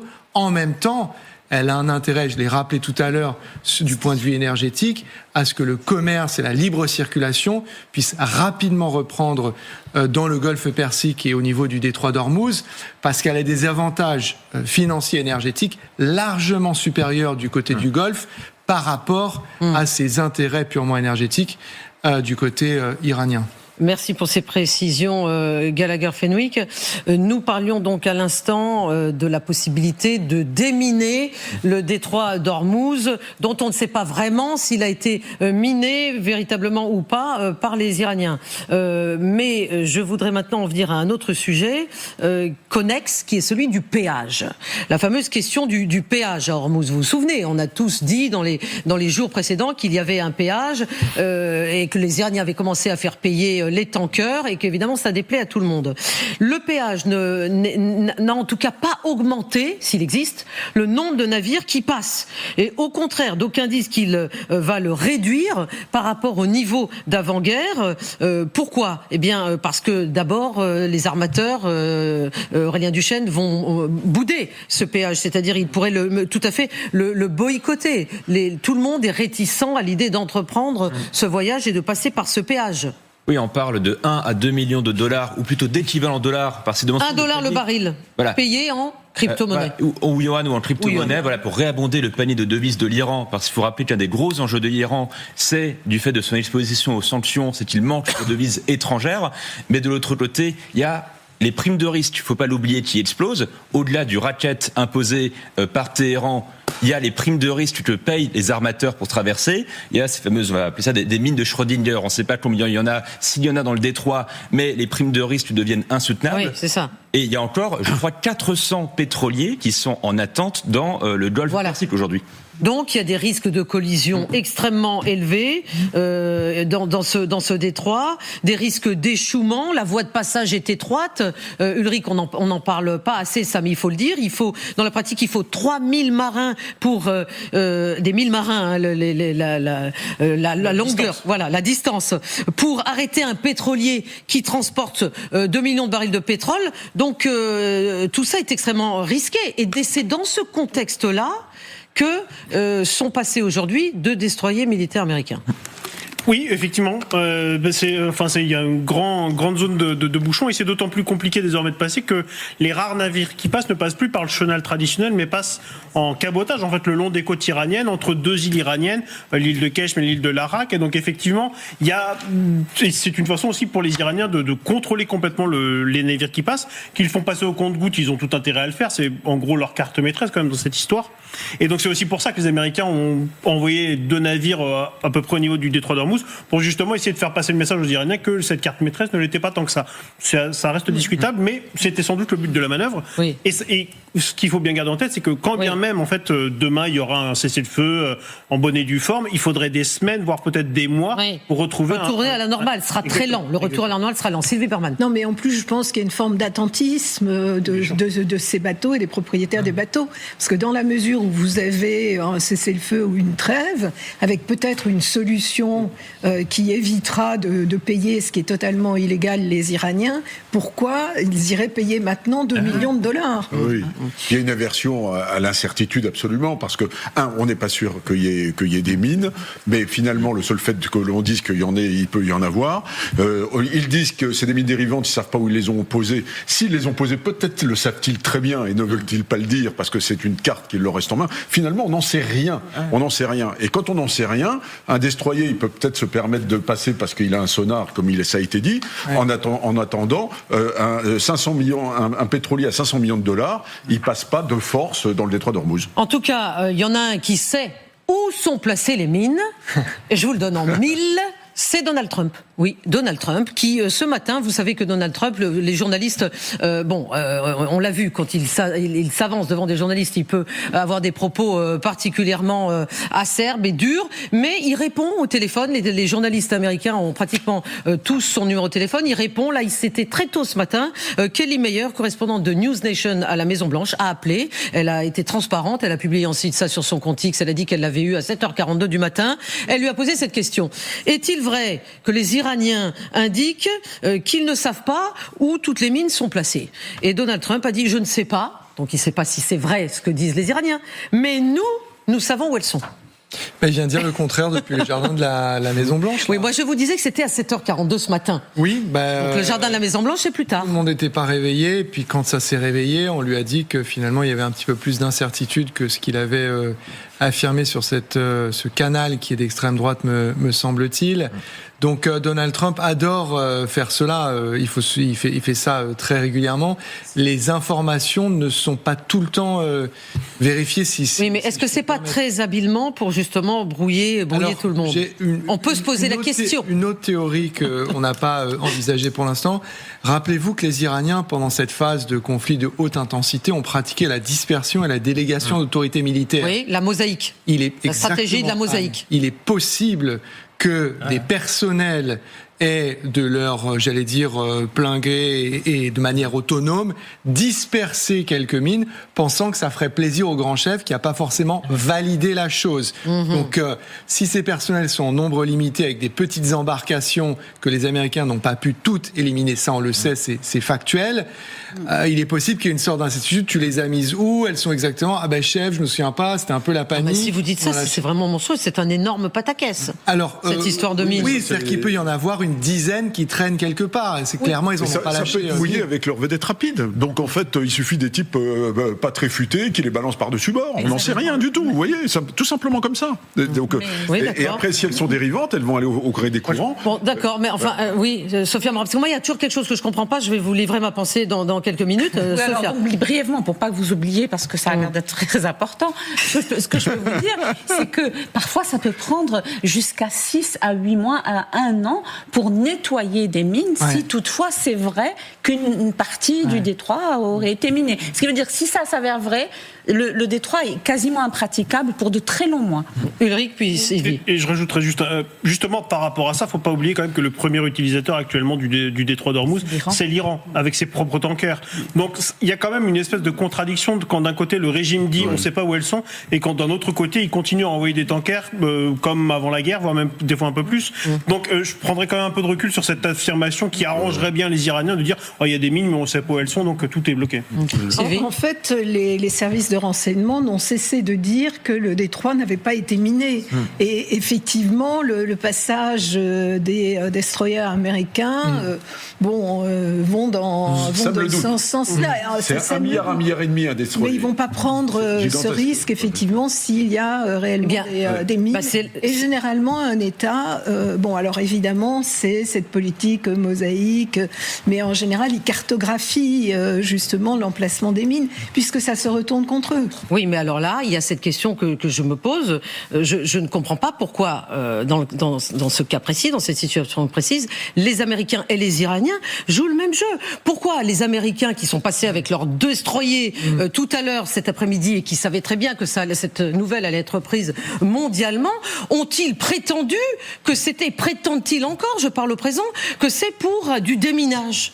Alors, plusieurs choses. La première, pour aller dans le sens de Madame l'ambassadeur, tout à l'heure, Pierre Servan, sur cette antenne chez Margot Haddad, citait une source à lui qui est proche des services de renseignement, lui affirmant, comme disait Madame l'ambassadeur, selon les services de renseignement, les Iraniens n'ont pas miné. Ensuite, les Américains, dans une certaine mesure, jouent le jeu des Iraniens sur la question des mines.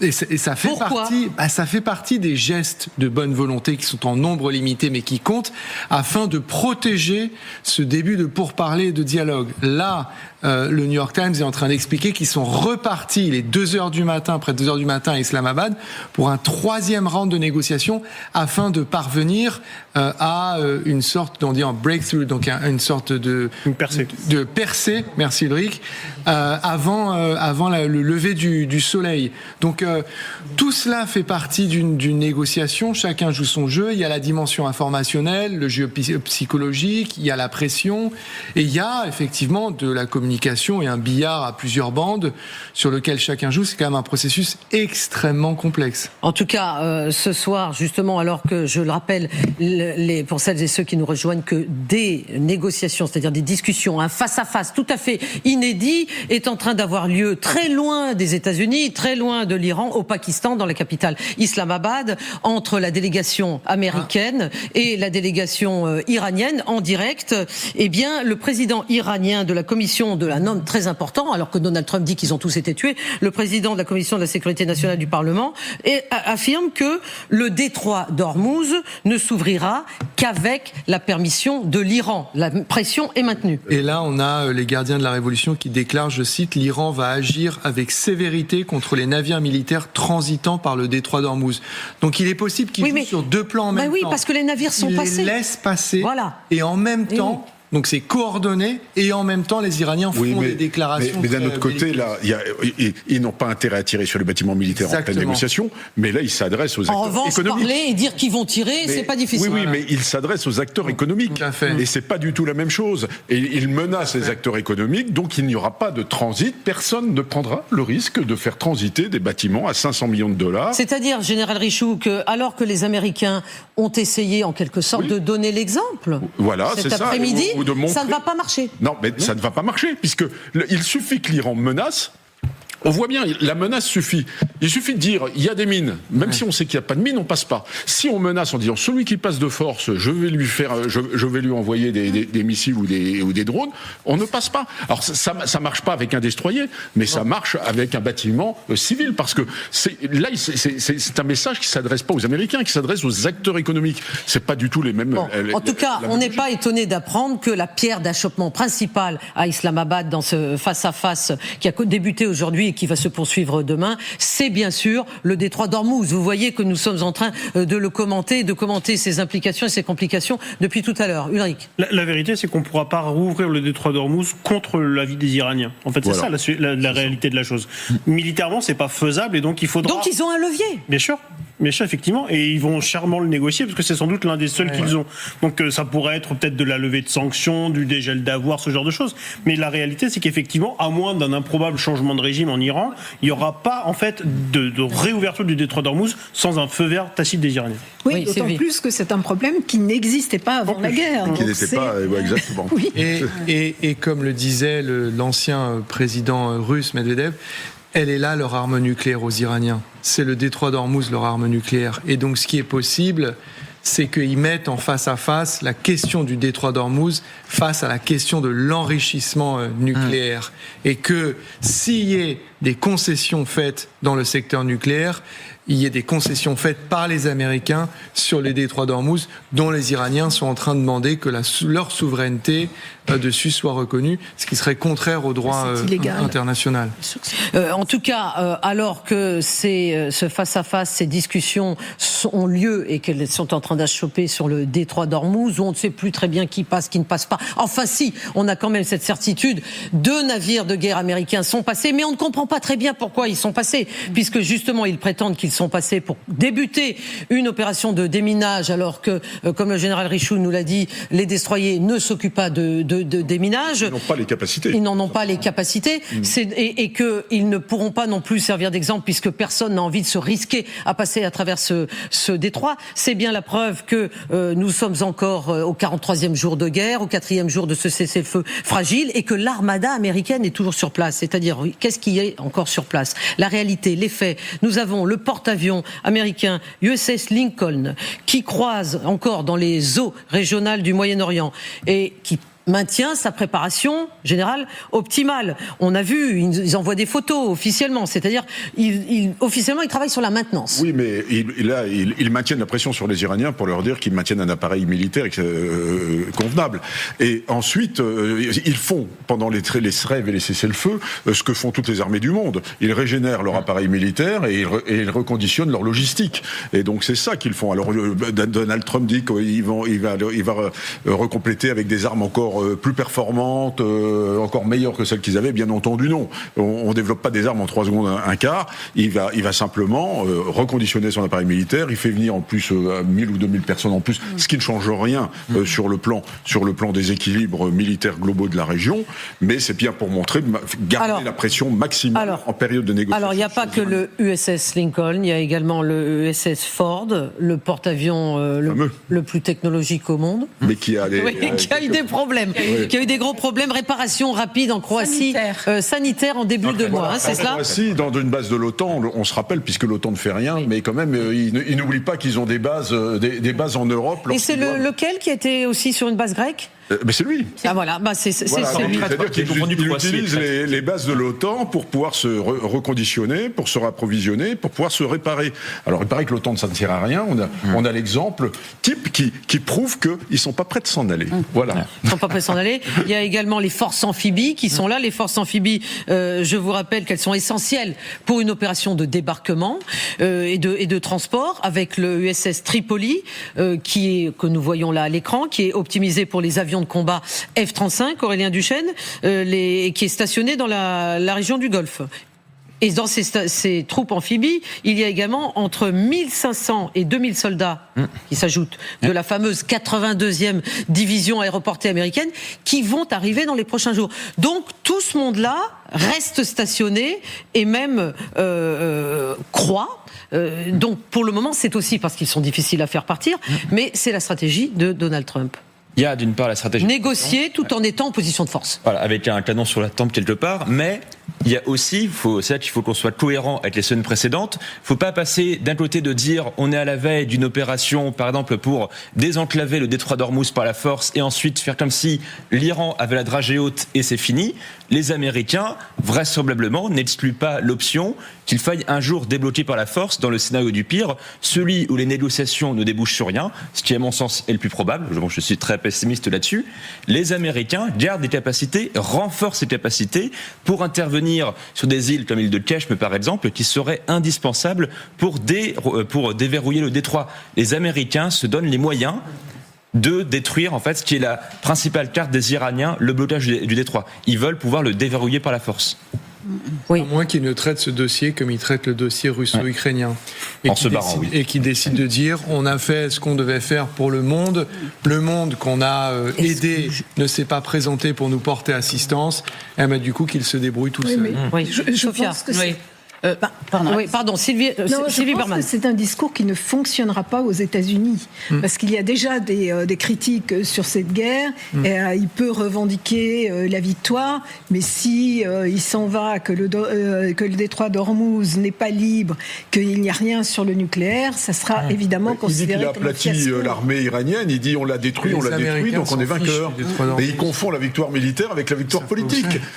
On connaît beaucoup de victoires militaires qui ont donné des désastres politiques. Et l'affaire libyenne le prouve, la guerre d'Algérie le prouve, par exemple. On a gagné militairement et on n'est plus en Algérie, me semble-t-il. Bon, voilà. Donc, c'est vrai que militairement, ils sont pas battables, mais ils sont incapables d'emporter la victoire définitive. Justement, cette guerre a épuisé très concrètement, de façon très pratique, une partie essentielle du système de défense anti-missiles américain, et justement pour reconstruire ce système, comble du paradoxe de qui ont besoin les États-Unis. Ils ont besoin de la Chine. La Chine, parce que justement, souvenez-vous, il y avait eu au début de la guerre des radars américains dans la région qui avaient été ciblés par l'Iran, le radar THAAD, et qui coûte une fortune. Les États-Unis ont donc dû tirer plus de missiles pour éliminer la menace entrante. Donc du coup, ils en ont utilisé plus. Et le problème, c'est que un des composants clés de ces missiles, c'est le gallium. Le gallium est un minéral critique, dont la Chine détient le quasi-monopole. Sylvie, c'est cela ? Oui, absolument, comme de la plupart des métaux rares et des minéraux critiques. Elle en a déjà joué avec les Américains. Et c'est comme ça que Donald Trump a dû renoncer à sa surenchère sur les droits de douane. Et là, effectivement, tous ces matériaux sont utilisés dans le domaine militaire aux États-Unis, dans le domaine médical aussi, parce qu'il y a les isotopes et plus les portables, etc., toute la haute technologie. Alors donc, là, le prix, évidemment, le paradoxe. Le prix du gallium a augmenté de 32% rien que pour le mois de mars.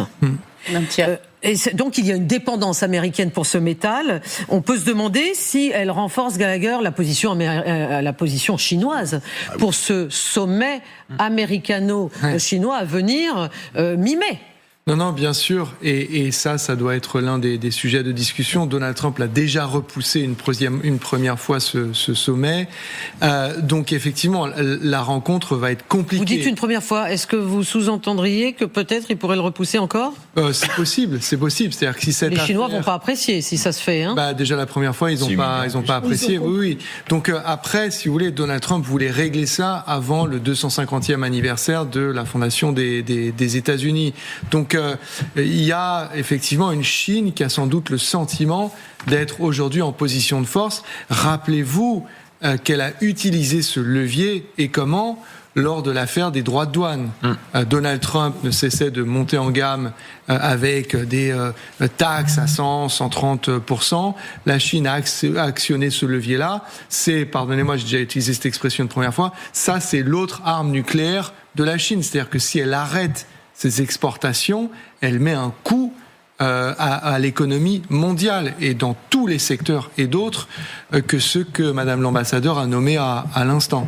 Alors donc non seulement les États-Unis sont dépendants de la Chine pour donc les matériaux de leur système de défense antimissiles, pour le ciblage des missiles, là il s'agit d'un autre métal de terre rare, le terbium, le dysprosium. Or la Chine, non mais véritablement, quand on a préparé cette émission, on était assez étonnés. La Chine contrôle plus de 90% du traitement de ces métaux des terres rares. Mais vous savez pourquoi ? Sylvie, vous avez été ambassadeur en Chine. Bien sûr, et d'ailleurs j'ai voulu visiter les installations, mais je n'ai pas eu le droit parce que c'est extrêmement pollué. Mais en fait, on a exporté notre pollution dans les années 90 parce que effectivement, le traitement est extrêmement polluant, sale, et on a trouvé ça très commode. Et à l'époque, on pensait que le libre-échange, les flux tendus, c'était pas du tout un problème.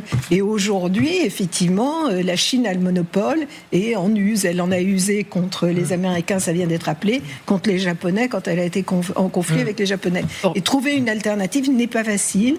Des terres rares, il y en a un petit peu partout dans le monde, mais la transformation, c'est les Chinois qui savent faire. Il ne faut jamais oublier que par exemple, la France avait une des plus grandes usines du monde de traitement des terres rares à La Rochelle. On l'a fermée justement dans l'idée qu'on va être une interdépendance avec la Chine. On a dans l'Allier, je prends un seul exemple, un des plus grands gisements européens de lithium. Il y a des questions environnementales pour exploiter. Il y a un pays au monde qui a des tensions avec la Chine, c'est le Japon qui est en train de forer sa zone économique exclusive pour réduire sa dépendance aux terres rares. La France serait un Eldorado minier dans le domaine. La question est politique. Est-ce qu'on veut réduire la dépendance à la Chine ? Mais est-ce qu'on est prêt à reculer sur le plan environnemental pour retrouver une indépendance ? Alors, pour continuer sur le sujet épineux de la Chine et des rapports entre les États-Unis et la Chine, il y a quelques instants, en direct sur LCI, Donald Trump, qui s'adressait à des journalistes alors qu'il était en train de prendre un avion, juste avant de le prendre pour se rendre à Miami, a dit ceci. Il était interrogé justement par CNN au sujet de cette information. Les renseignements américains suggèrent, on va y venir là dans le détail, que la Chine, justement, pourrait aider l'Iran. Aider l'Iran, c'est-à-dire prépare des cargaisons d'armes pour l'Iran. Trump a répondu à cette question que si c'était le cas, je cite, si la Chine fait cela, donc aider l'Iran, elle aura de gros problèmes, d'accord ? Et il a tourné les talons, voilà, à la façon de Trump. Donc de quoi s'agit-il exactement ? La Chine préparerait, selon les renseignements américains, des cargaisons d'armes vers l'Iran. Plus précisément, justement, ce dont on parlait, c'est-à-dire des nouveaux systèmes de défense aériens. C'est-à-dire, concrètement, il s'agirait de quoi ? Il s'agirait des systèmes de missiles anti-aériens portables, connus sous le nom de Manpads. Vous les voyez là, à l'écran. Alors ça c'est très important parce que je rappelle c'est capital. Que le F-15 américain a été abattu par un Manpad. Visiblement un Verba russe, c'est les seuls armements que les Russes ont exportés en Iran avant l'attaque américaine, c'était justement des missiles Manpad. Donc on peut moquer ça en disant ce sont pas des systèmes de défense aérienne à haute altitude, etc. Ils ont réussi à viser un F-35 et abattre un F-15. La réalité est que ça, si c'est livré à l'Iran, ça leur donne quand même quelque chose ça leur donne quand même une garantie aux Américains. Alors ça, c'est ce qu'on appelle des solaires très courte portée, ça doit du 5-7 km à peu près, mais il faut se rappeler que c'est comme ça que les Afghans ont remporté la guerre contre les Stinger, les soviétiques avec la livraison de Stinger. Justement, je voulais en parler parce que quand j'ai couvert la guerre en Tchétchénie pendant des mois et que je résidais sous des bombes russes en Tchétchénie, le missile Stinger était utilisé par les rebelles tchétchènes. On voit ça à l'écran, donc c'est absolument l'équivalent. Le missile Stinger américain, ils étaient ravis d'en avoir contre les hélicoptères russes. En Afghanistan, il y a eu véritablement la bascule de la guerre à partir du moment où les hélicoptères, les Mi-24, qui ont du mal à voler assez haut d'ailleurs parce qu'ils sont très lourds et l'air se raréfie, ont commencé à être descendus avec la livraison des Stinger. Donc, je ne sais pas si ça sera un game changer, vraisemblablement pas. En revanche, ça peut faire des dégâts. En revanche, on a vu ce qui s'est passé avec le soldat obligé d'aller chercher un pilote. Le copilote du F-35. Voilà, c'est ça. Attention, parce que ça fera très mauvais effet. Précise bien que les services de renseignement américains ne sont pas en mesure d'établir que les Manpads ont effectivement été livrés. Non, ils disent que ça serait en préparation. Évidemment, la Chine nie, bien évidemment. Oui.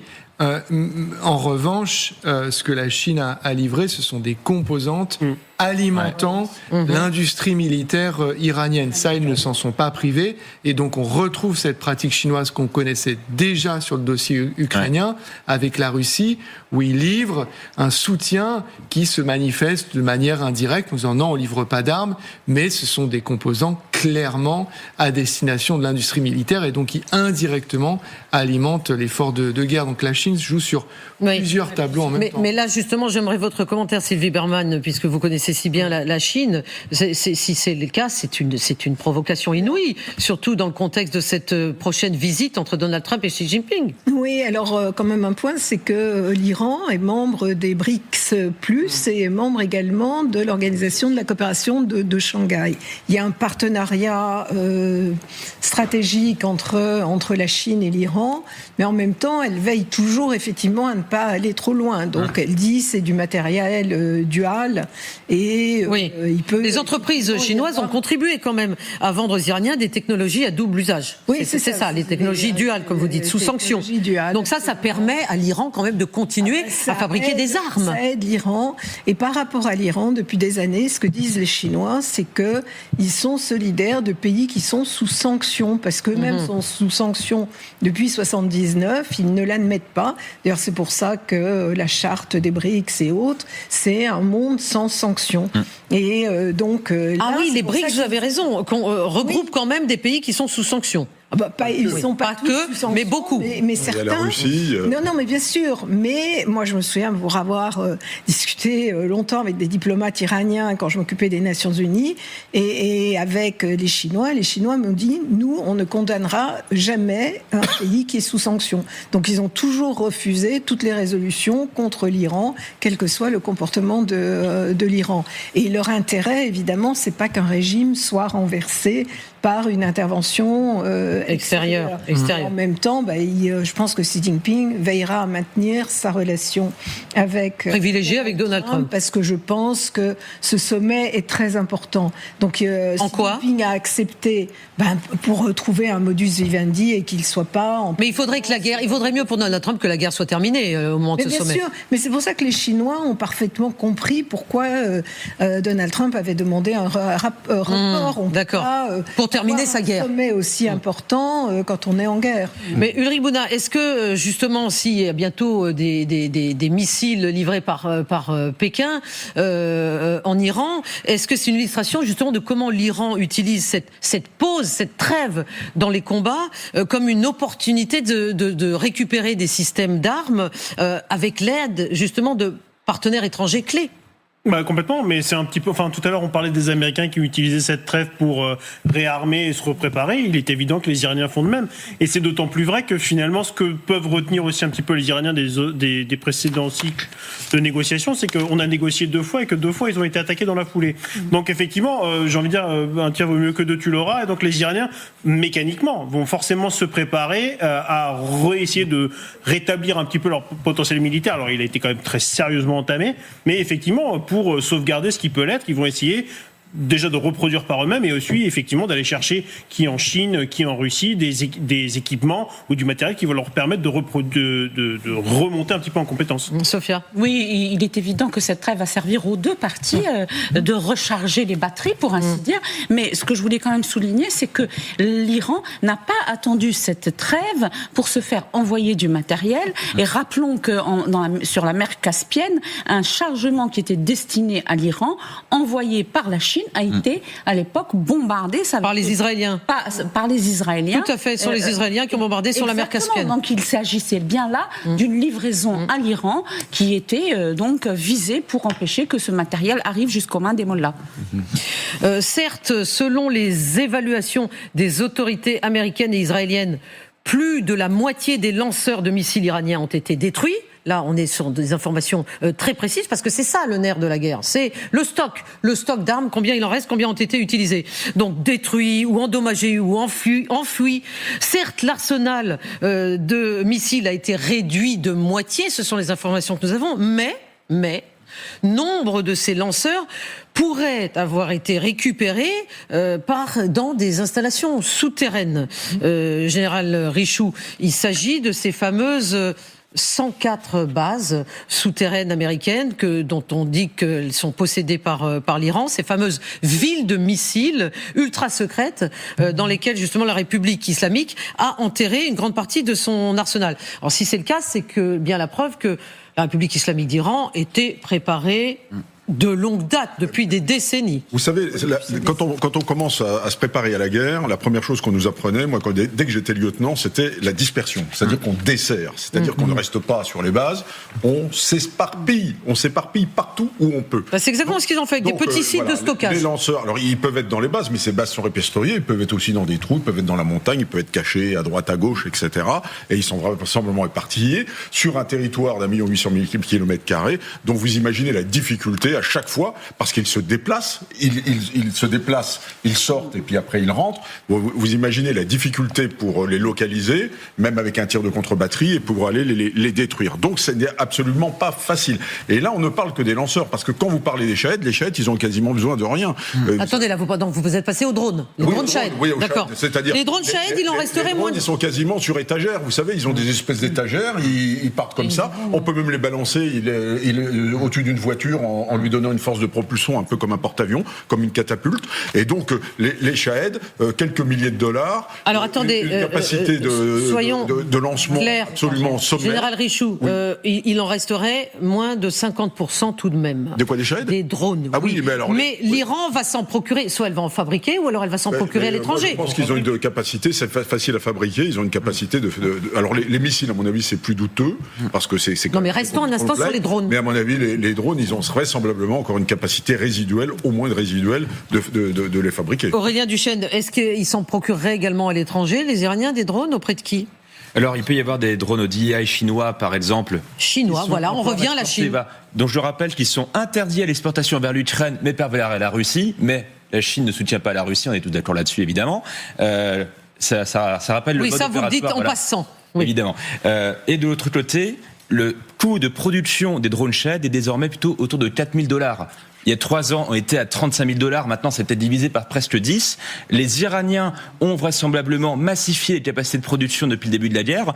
Et vraisemblablement, ils ont aussi bénéficié des retours d'expérience de la part des Russes pour perfectionner les Shahed. Ils vont plus vite et plus loin. Et la dernière chose enfin, c'est que si j'en reviens un instant aux missiles à présent, apparemment, autant les 3/4 des lanceurs de missiles ont été détruits dans les 2 premiers jours de la guerre, autant les Iraniens ont perfectionné les modes de lancement des missiles. Ils font ce qu'on appelle du shoot and shoot, c'est-à-dire ils tirent et ils vont se réfugier immédiatement dans un abri fortifié, et le temps que le départ de missiles ait été détecté, vous ne pouvez plus retrouver le lanceur qui est allé se réfugier sous un souterrain. Ça explique en partie la résilience et le fait que les Iraniens aient pu maintenir des frappes pendant longtemps. Juste un mot aussi pour revenir sur les drones. Les Iraniens avaient conclu un partenariat de sécurité avec le Tadjikistan il y a 2-3 ans, et il y a une usine de drones Shahed qui a été construite au Tadjikistan, et donc en fait il est possible aussi que les Iraniens s'approvisionnent en quelque sorte auprès de leur propre usine au Tadjikistan, qui est bien évidemment hors d'atteinte de n'importe quelle frappe. Donc il y a aussi ça, c'est-à-dire que non seulement ils ont des capacités à produire par eux-mêmes des drones Shahed, améliorés grâce à l'aide des Russes, mais aussi d'en faire venir notamment du Tadjikistan. Alors concernant justement les capacités iraniennes qui restent, écoutons ce qu'on a dit. Bien sûr, c'est de la propagande, mais tout de même la propagande montre aussi peut montrer certaines forces et certaines faiblesses. Un gardien de la révolution à la télévision d'État iranienne aujourd'hui parlait justement de ce qu'il reste à l'Iran. Chers concitoyens, en tant que soldat, je vous assure que nous sommes à court ni de munitions, ni de missiles, ni de drones. Tout le matériel est prêt et nos mains sont sur les gâchettes, les boutons de lancement des missiles et des drones. Oui, Sylvie. Non, mais ça prouve que, encore une fois, comme dans le cas de la Russie, les services de renseignement se sont trompés parce que ils ont estimé qu'il y avait tant de missiles, tant de drones, et qu'ils en avaient frappé les 2/3, éliminé les 2/3, et on s'aperçoit qu'il y en a toujours autant. Ils se sont trompés, mais est-ce facile pour des services de renseignement de savoir exactement le nombre hyper classifié d'armes en stock? Général. C'est toujours des estimations dans tous les cas de figure. Alors il y a vraisemblablement le Mossad, etc. à des relais, ils ont sans doute pu évaluer. Mais la taille du pays et la dispersion des sites donnent difficilement la capacité de faire des additions. Attendez, Aurélien, puis Sophia. Je rappelle quand même une chose, c'est que quand les Israéliens l'an dernier disent que l'Iran aurait 3 000 à 4 000 missiles, la réaction en Europe est de dire ça c'est de la propagande, ils nous en fument, ils exagèrent la menace pour justifier une guerre. Visiblement, les estimations israéliennes de 3 000 et 4 000 missiles se trouvent vérifiées. Oui, c'est peut-être nous qui avons sous-estimé de la même manière qu'on avait dit qu'on exagérait la menace russe et que les Américains inventaient ça, et qu'au bout de 3 ans de guerre, on s'était rendu compte que finalement, c'était pas totalement faux. Oui, Sophia. Ce que je voulais dire en réaction à ce que disait Madame l'ambassadeur, c'est qu'on n'a pas du tout la preuve. C'est pas parce que les Iraniens ont dit qu'ils avaient le doigt sur la gâchette et qu'ils avaient encore un stock considérable que c'est vrai. Évidemment qu'ils vont dire ça, mais ce que disent les Iraniens de leur stock qui serait suffisant et qui leur permettrait de tenir encore des semaines, voire des mois, ça n'est jamais que de la propagande dans un pays qui est en guerre et qui n'a pas un modèle de démocratie. Je veux dire, c'est pas parce qu'ils ont dit ça que c'est vrai. Oui, non, c'est possible, mais en même temps, ils continuent à tirer. Alors, propagande, on sait qu'il n'y en avait plus. Oui. Propagande iranienne versus communication à l'américaine. Écoutons ce qu'a dit Donald Trump hier soir sur le même thème. Ils sont vaincus sur le plan militaire. Ça se passe bien pour nous. Leur marine a disparu, leur armée de l'air a disparu, toute la défense anti-aérienne a disparu, les dirigeants ont disparu, tout le pays est anéanti. Bon, en gros, si on écoute Donald Trump, les Iraniens, ils n'ont plus rien. Alors qu'ils auront tiré jusqu'au bout du conflit drones et missiles, et avec une précision qui n'a cessé de croître pendant la durée des opérations, parce que le régime a appris de la guerre des 12 jours, et il a appris également pendant cette phase du conflit. Par ailleurs, puisqu'on parlait à l'instant de la Russie et de la Chine, il y a une aide russo-chinoise en matière de renseignement, en matière d'imagerie satellitaire. Les Américains ont même demandé à des entreprises commerciales d'imagerie satellitaire de cesser de diffuser ces images. Mais lorsqu'ils se sont adressés à la Chine, cette dernière a refusé, feignant de ne pas savoir qu'effectivement ces images servaient pour le ciblage, par exemple, de la base du Prince Sultan en Arabie Saoudite, où un avion E-3 AWACS a été détruit par les frappes iraniennes. Oui. Sans compter les victimes américaines qui étaient au nombre de 12 ou 13 militaires. Il est un homme à propos duquel on ne connaît pas grand-chose, c'est Mojtaba Khamenei, le nouveau guide suprême. Il serait vivant, mais en train de se remettre de graves blessures au visage et à la jambe, c'est-à-dire qu'au fil des semaines, on a quelques informations supplémentaires précision sur l'état de ses souffrances subies lors de cette fameuse frappe. Je vous rappelle que c'était une frappe au premier jour de la guerre, une frappe combinée américano-israélienne qui a tué son père, sa femme, son frère et d'autres proches et hauts dignitaires iraniens. Donc Mojtaba Khamenei, 56 ans, il est, nous dit-on, lucide, Sophia Mara, il participerait à des réunion en visioconférence. Mais la question c'est, est-ce que il contribue par exemple aux négociations qui sont en cours à Islamabad ? C'est ce que l'Iran officiel essaye de faire croire, même si. Mais s'il était mort, pourquoi l'Iran ne le dirait pas ? Personne ne dit qu'il serait mort. Bon, non, donc on ne met pas en doute le fait qu'il est vivant. Non, tout semble indiquer qu'il soit réellement vivant. Là où il y a une interrogation, parce que en général, dans ces milieux-là, dans ces pays-là, quand il y a un mort, il est considéré comme martyr, et le temps de s'organiser, on annonce sa mort. Ça a été le cas pour l'imam Khamenei, donc le guide suprême, ça a été le cas avec Hassan Nasrallah, ça a été le cas avec tous ces responsables iraniens ou pro-iraniens. Si ça avait été le cas aussi de Mojtaba, eh bien, il l'aurait annoncé.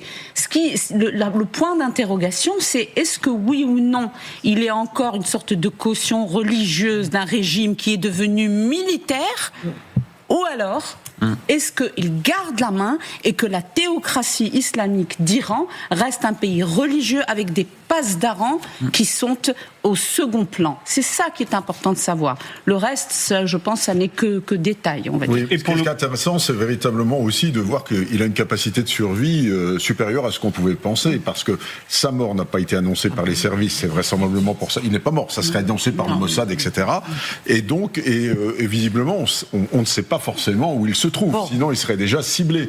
Donc je crois que c'est ça la question, c'est qu'il n'a pas du tout intérêt à se montrer. Il n'a pas intérêt. S'il se montre, il devient une cible, c'est totalement inutile. Voilà, oui, je pense que c'est ça. Il peut y avoir un enregistrement quand même, comme ça a été fait pour son père. Ben Laden, donc absolument. Donc alors, ça ne mettait pas en danger. Ulrich Bouna, la question que j'aimerais vous poser, c'est représenter la continuité par rapport à son père, parce que c'est effectivement le but en l'ayant nommé. Est-ce que ça lui donne, oui ou non, une autorité automatique ? Ou est-ce qu'il lui manque une autorité ? C'est compliqué parce qu'il n'a pas du tout le même pédigré que son père qui avait fait la guerre contre l'Irak, qui avait vraiment conduit, enfin il avait gagné ses galons en quelque sorte sur le champ de bataille, même s'il n'avait pas combattu. Mais par contre, effectivement, donc il est moins crédible, c'est pas un ayatollah déjà de base, donc même d'un point de vue religieux, il est moins crédible. Mais en revanche, il a quand même un nom qui porte malgré tout. Il a ses entrées dans les différents. Enfin, c'était un homme des coulisses, donc il a forcément des contacts avec tout le monde. Mais en revanche, effectivement, je partage l'avis de Sophie Amara dans le sens où c'est probablement désormais plus une caution théologique à un régime qui a changé de nature, mais qui était déjà en train de changer de nature, mais tout ça a accélérer les choses, qui est devenu une dictature militaire. C'est assez frappant.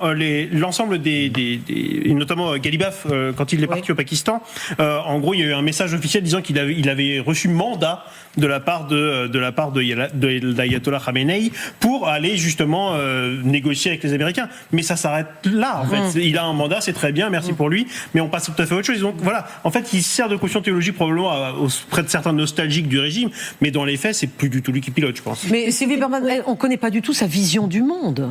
On disait qu'il était encore pire que son père, qu'il était beaucoup plus radical. Encore pire que son père. Absolument. Mais simplement, ce qui se disait au moment où il a été nommé, c'est que ce n'était pas en réalité le choix des ayatollahs et que c'était un coup d'État des pasdaran pour effectivement pouvoir le contrôler. Et ce qu'ils font aujourd'hui, soit parce qu'il est totalement hors d'usage et qu'il est une caution, soit effectivement parce que il peut éventuellement les soutenir.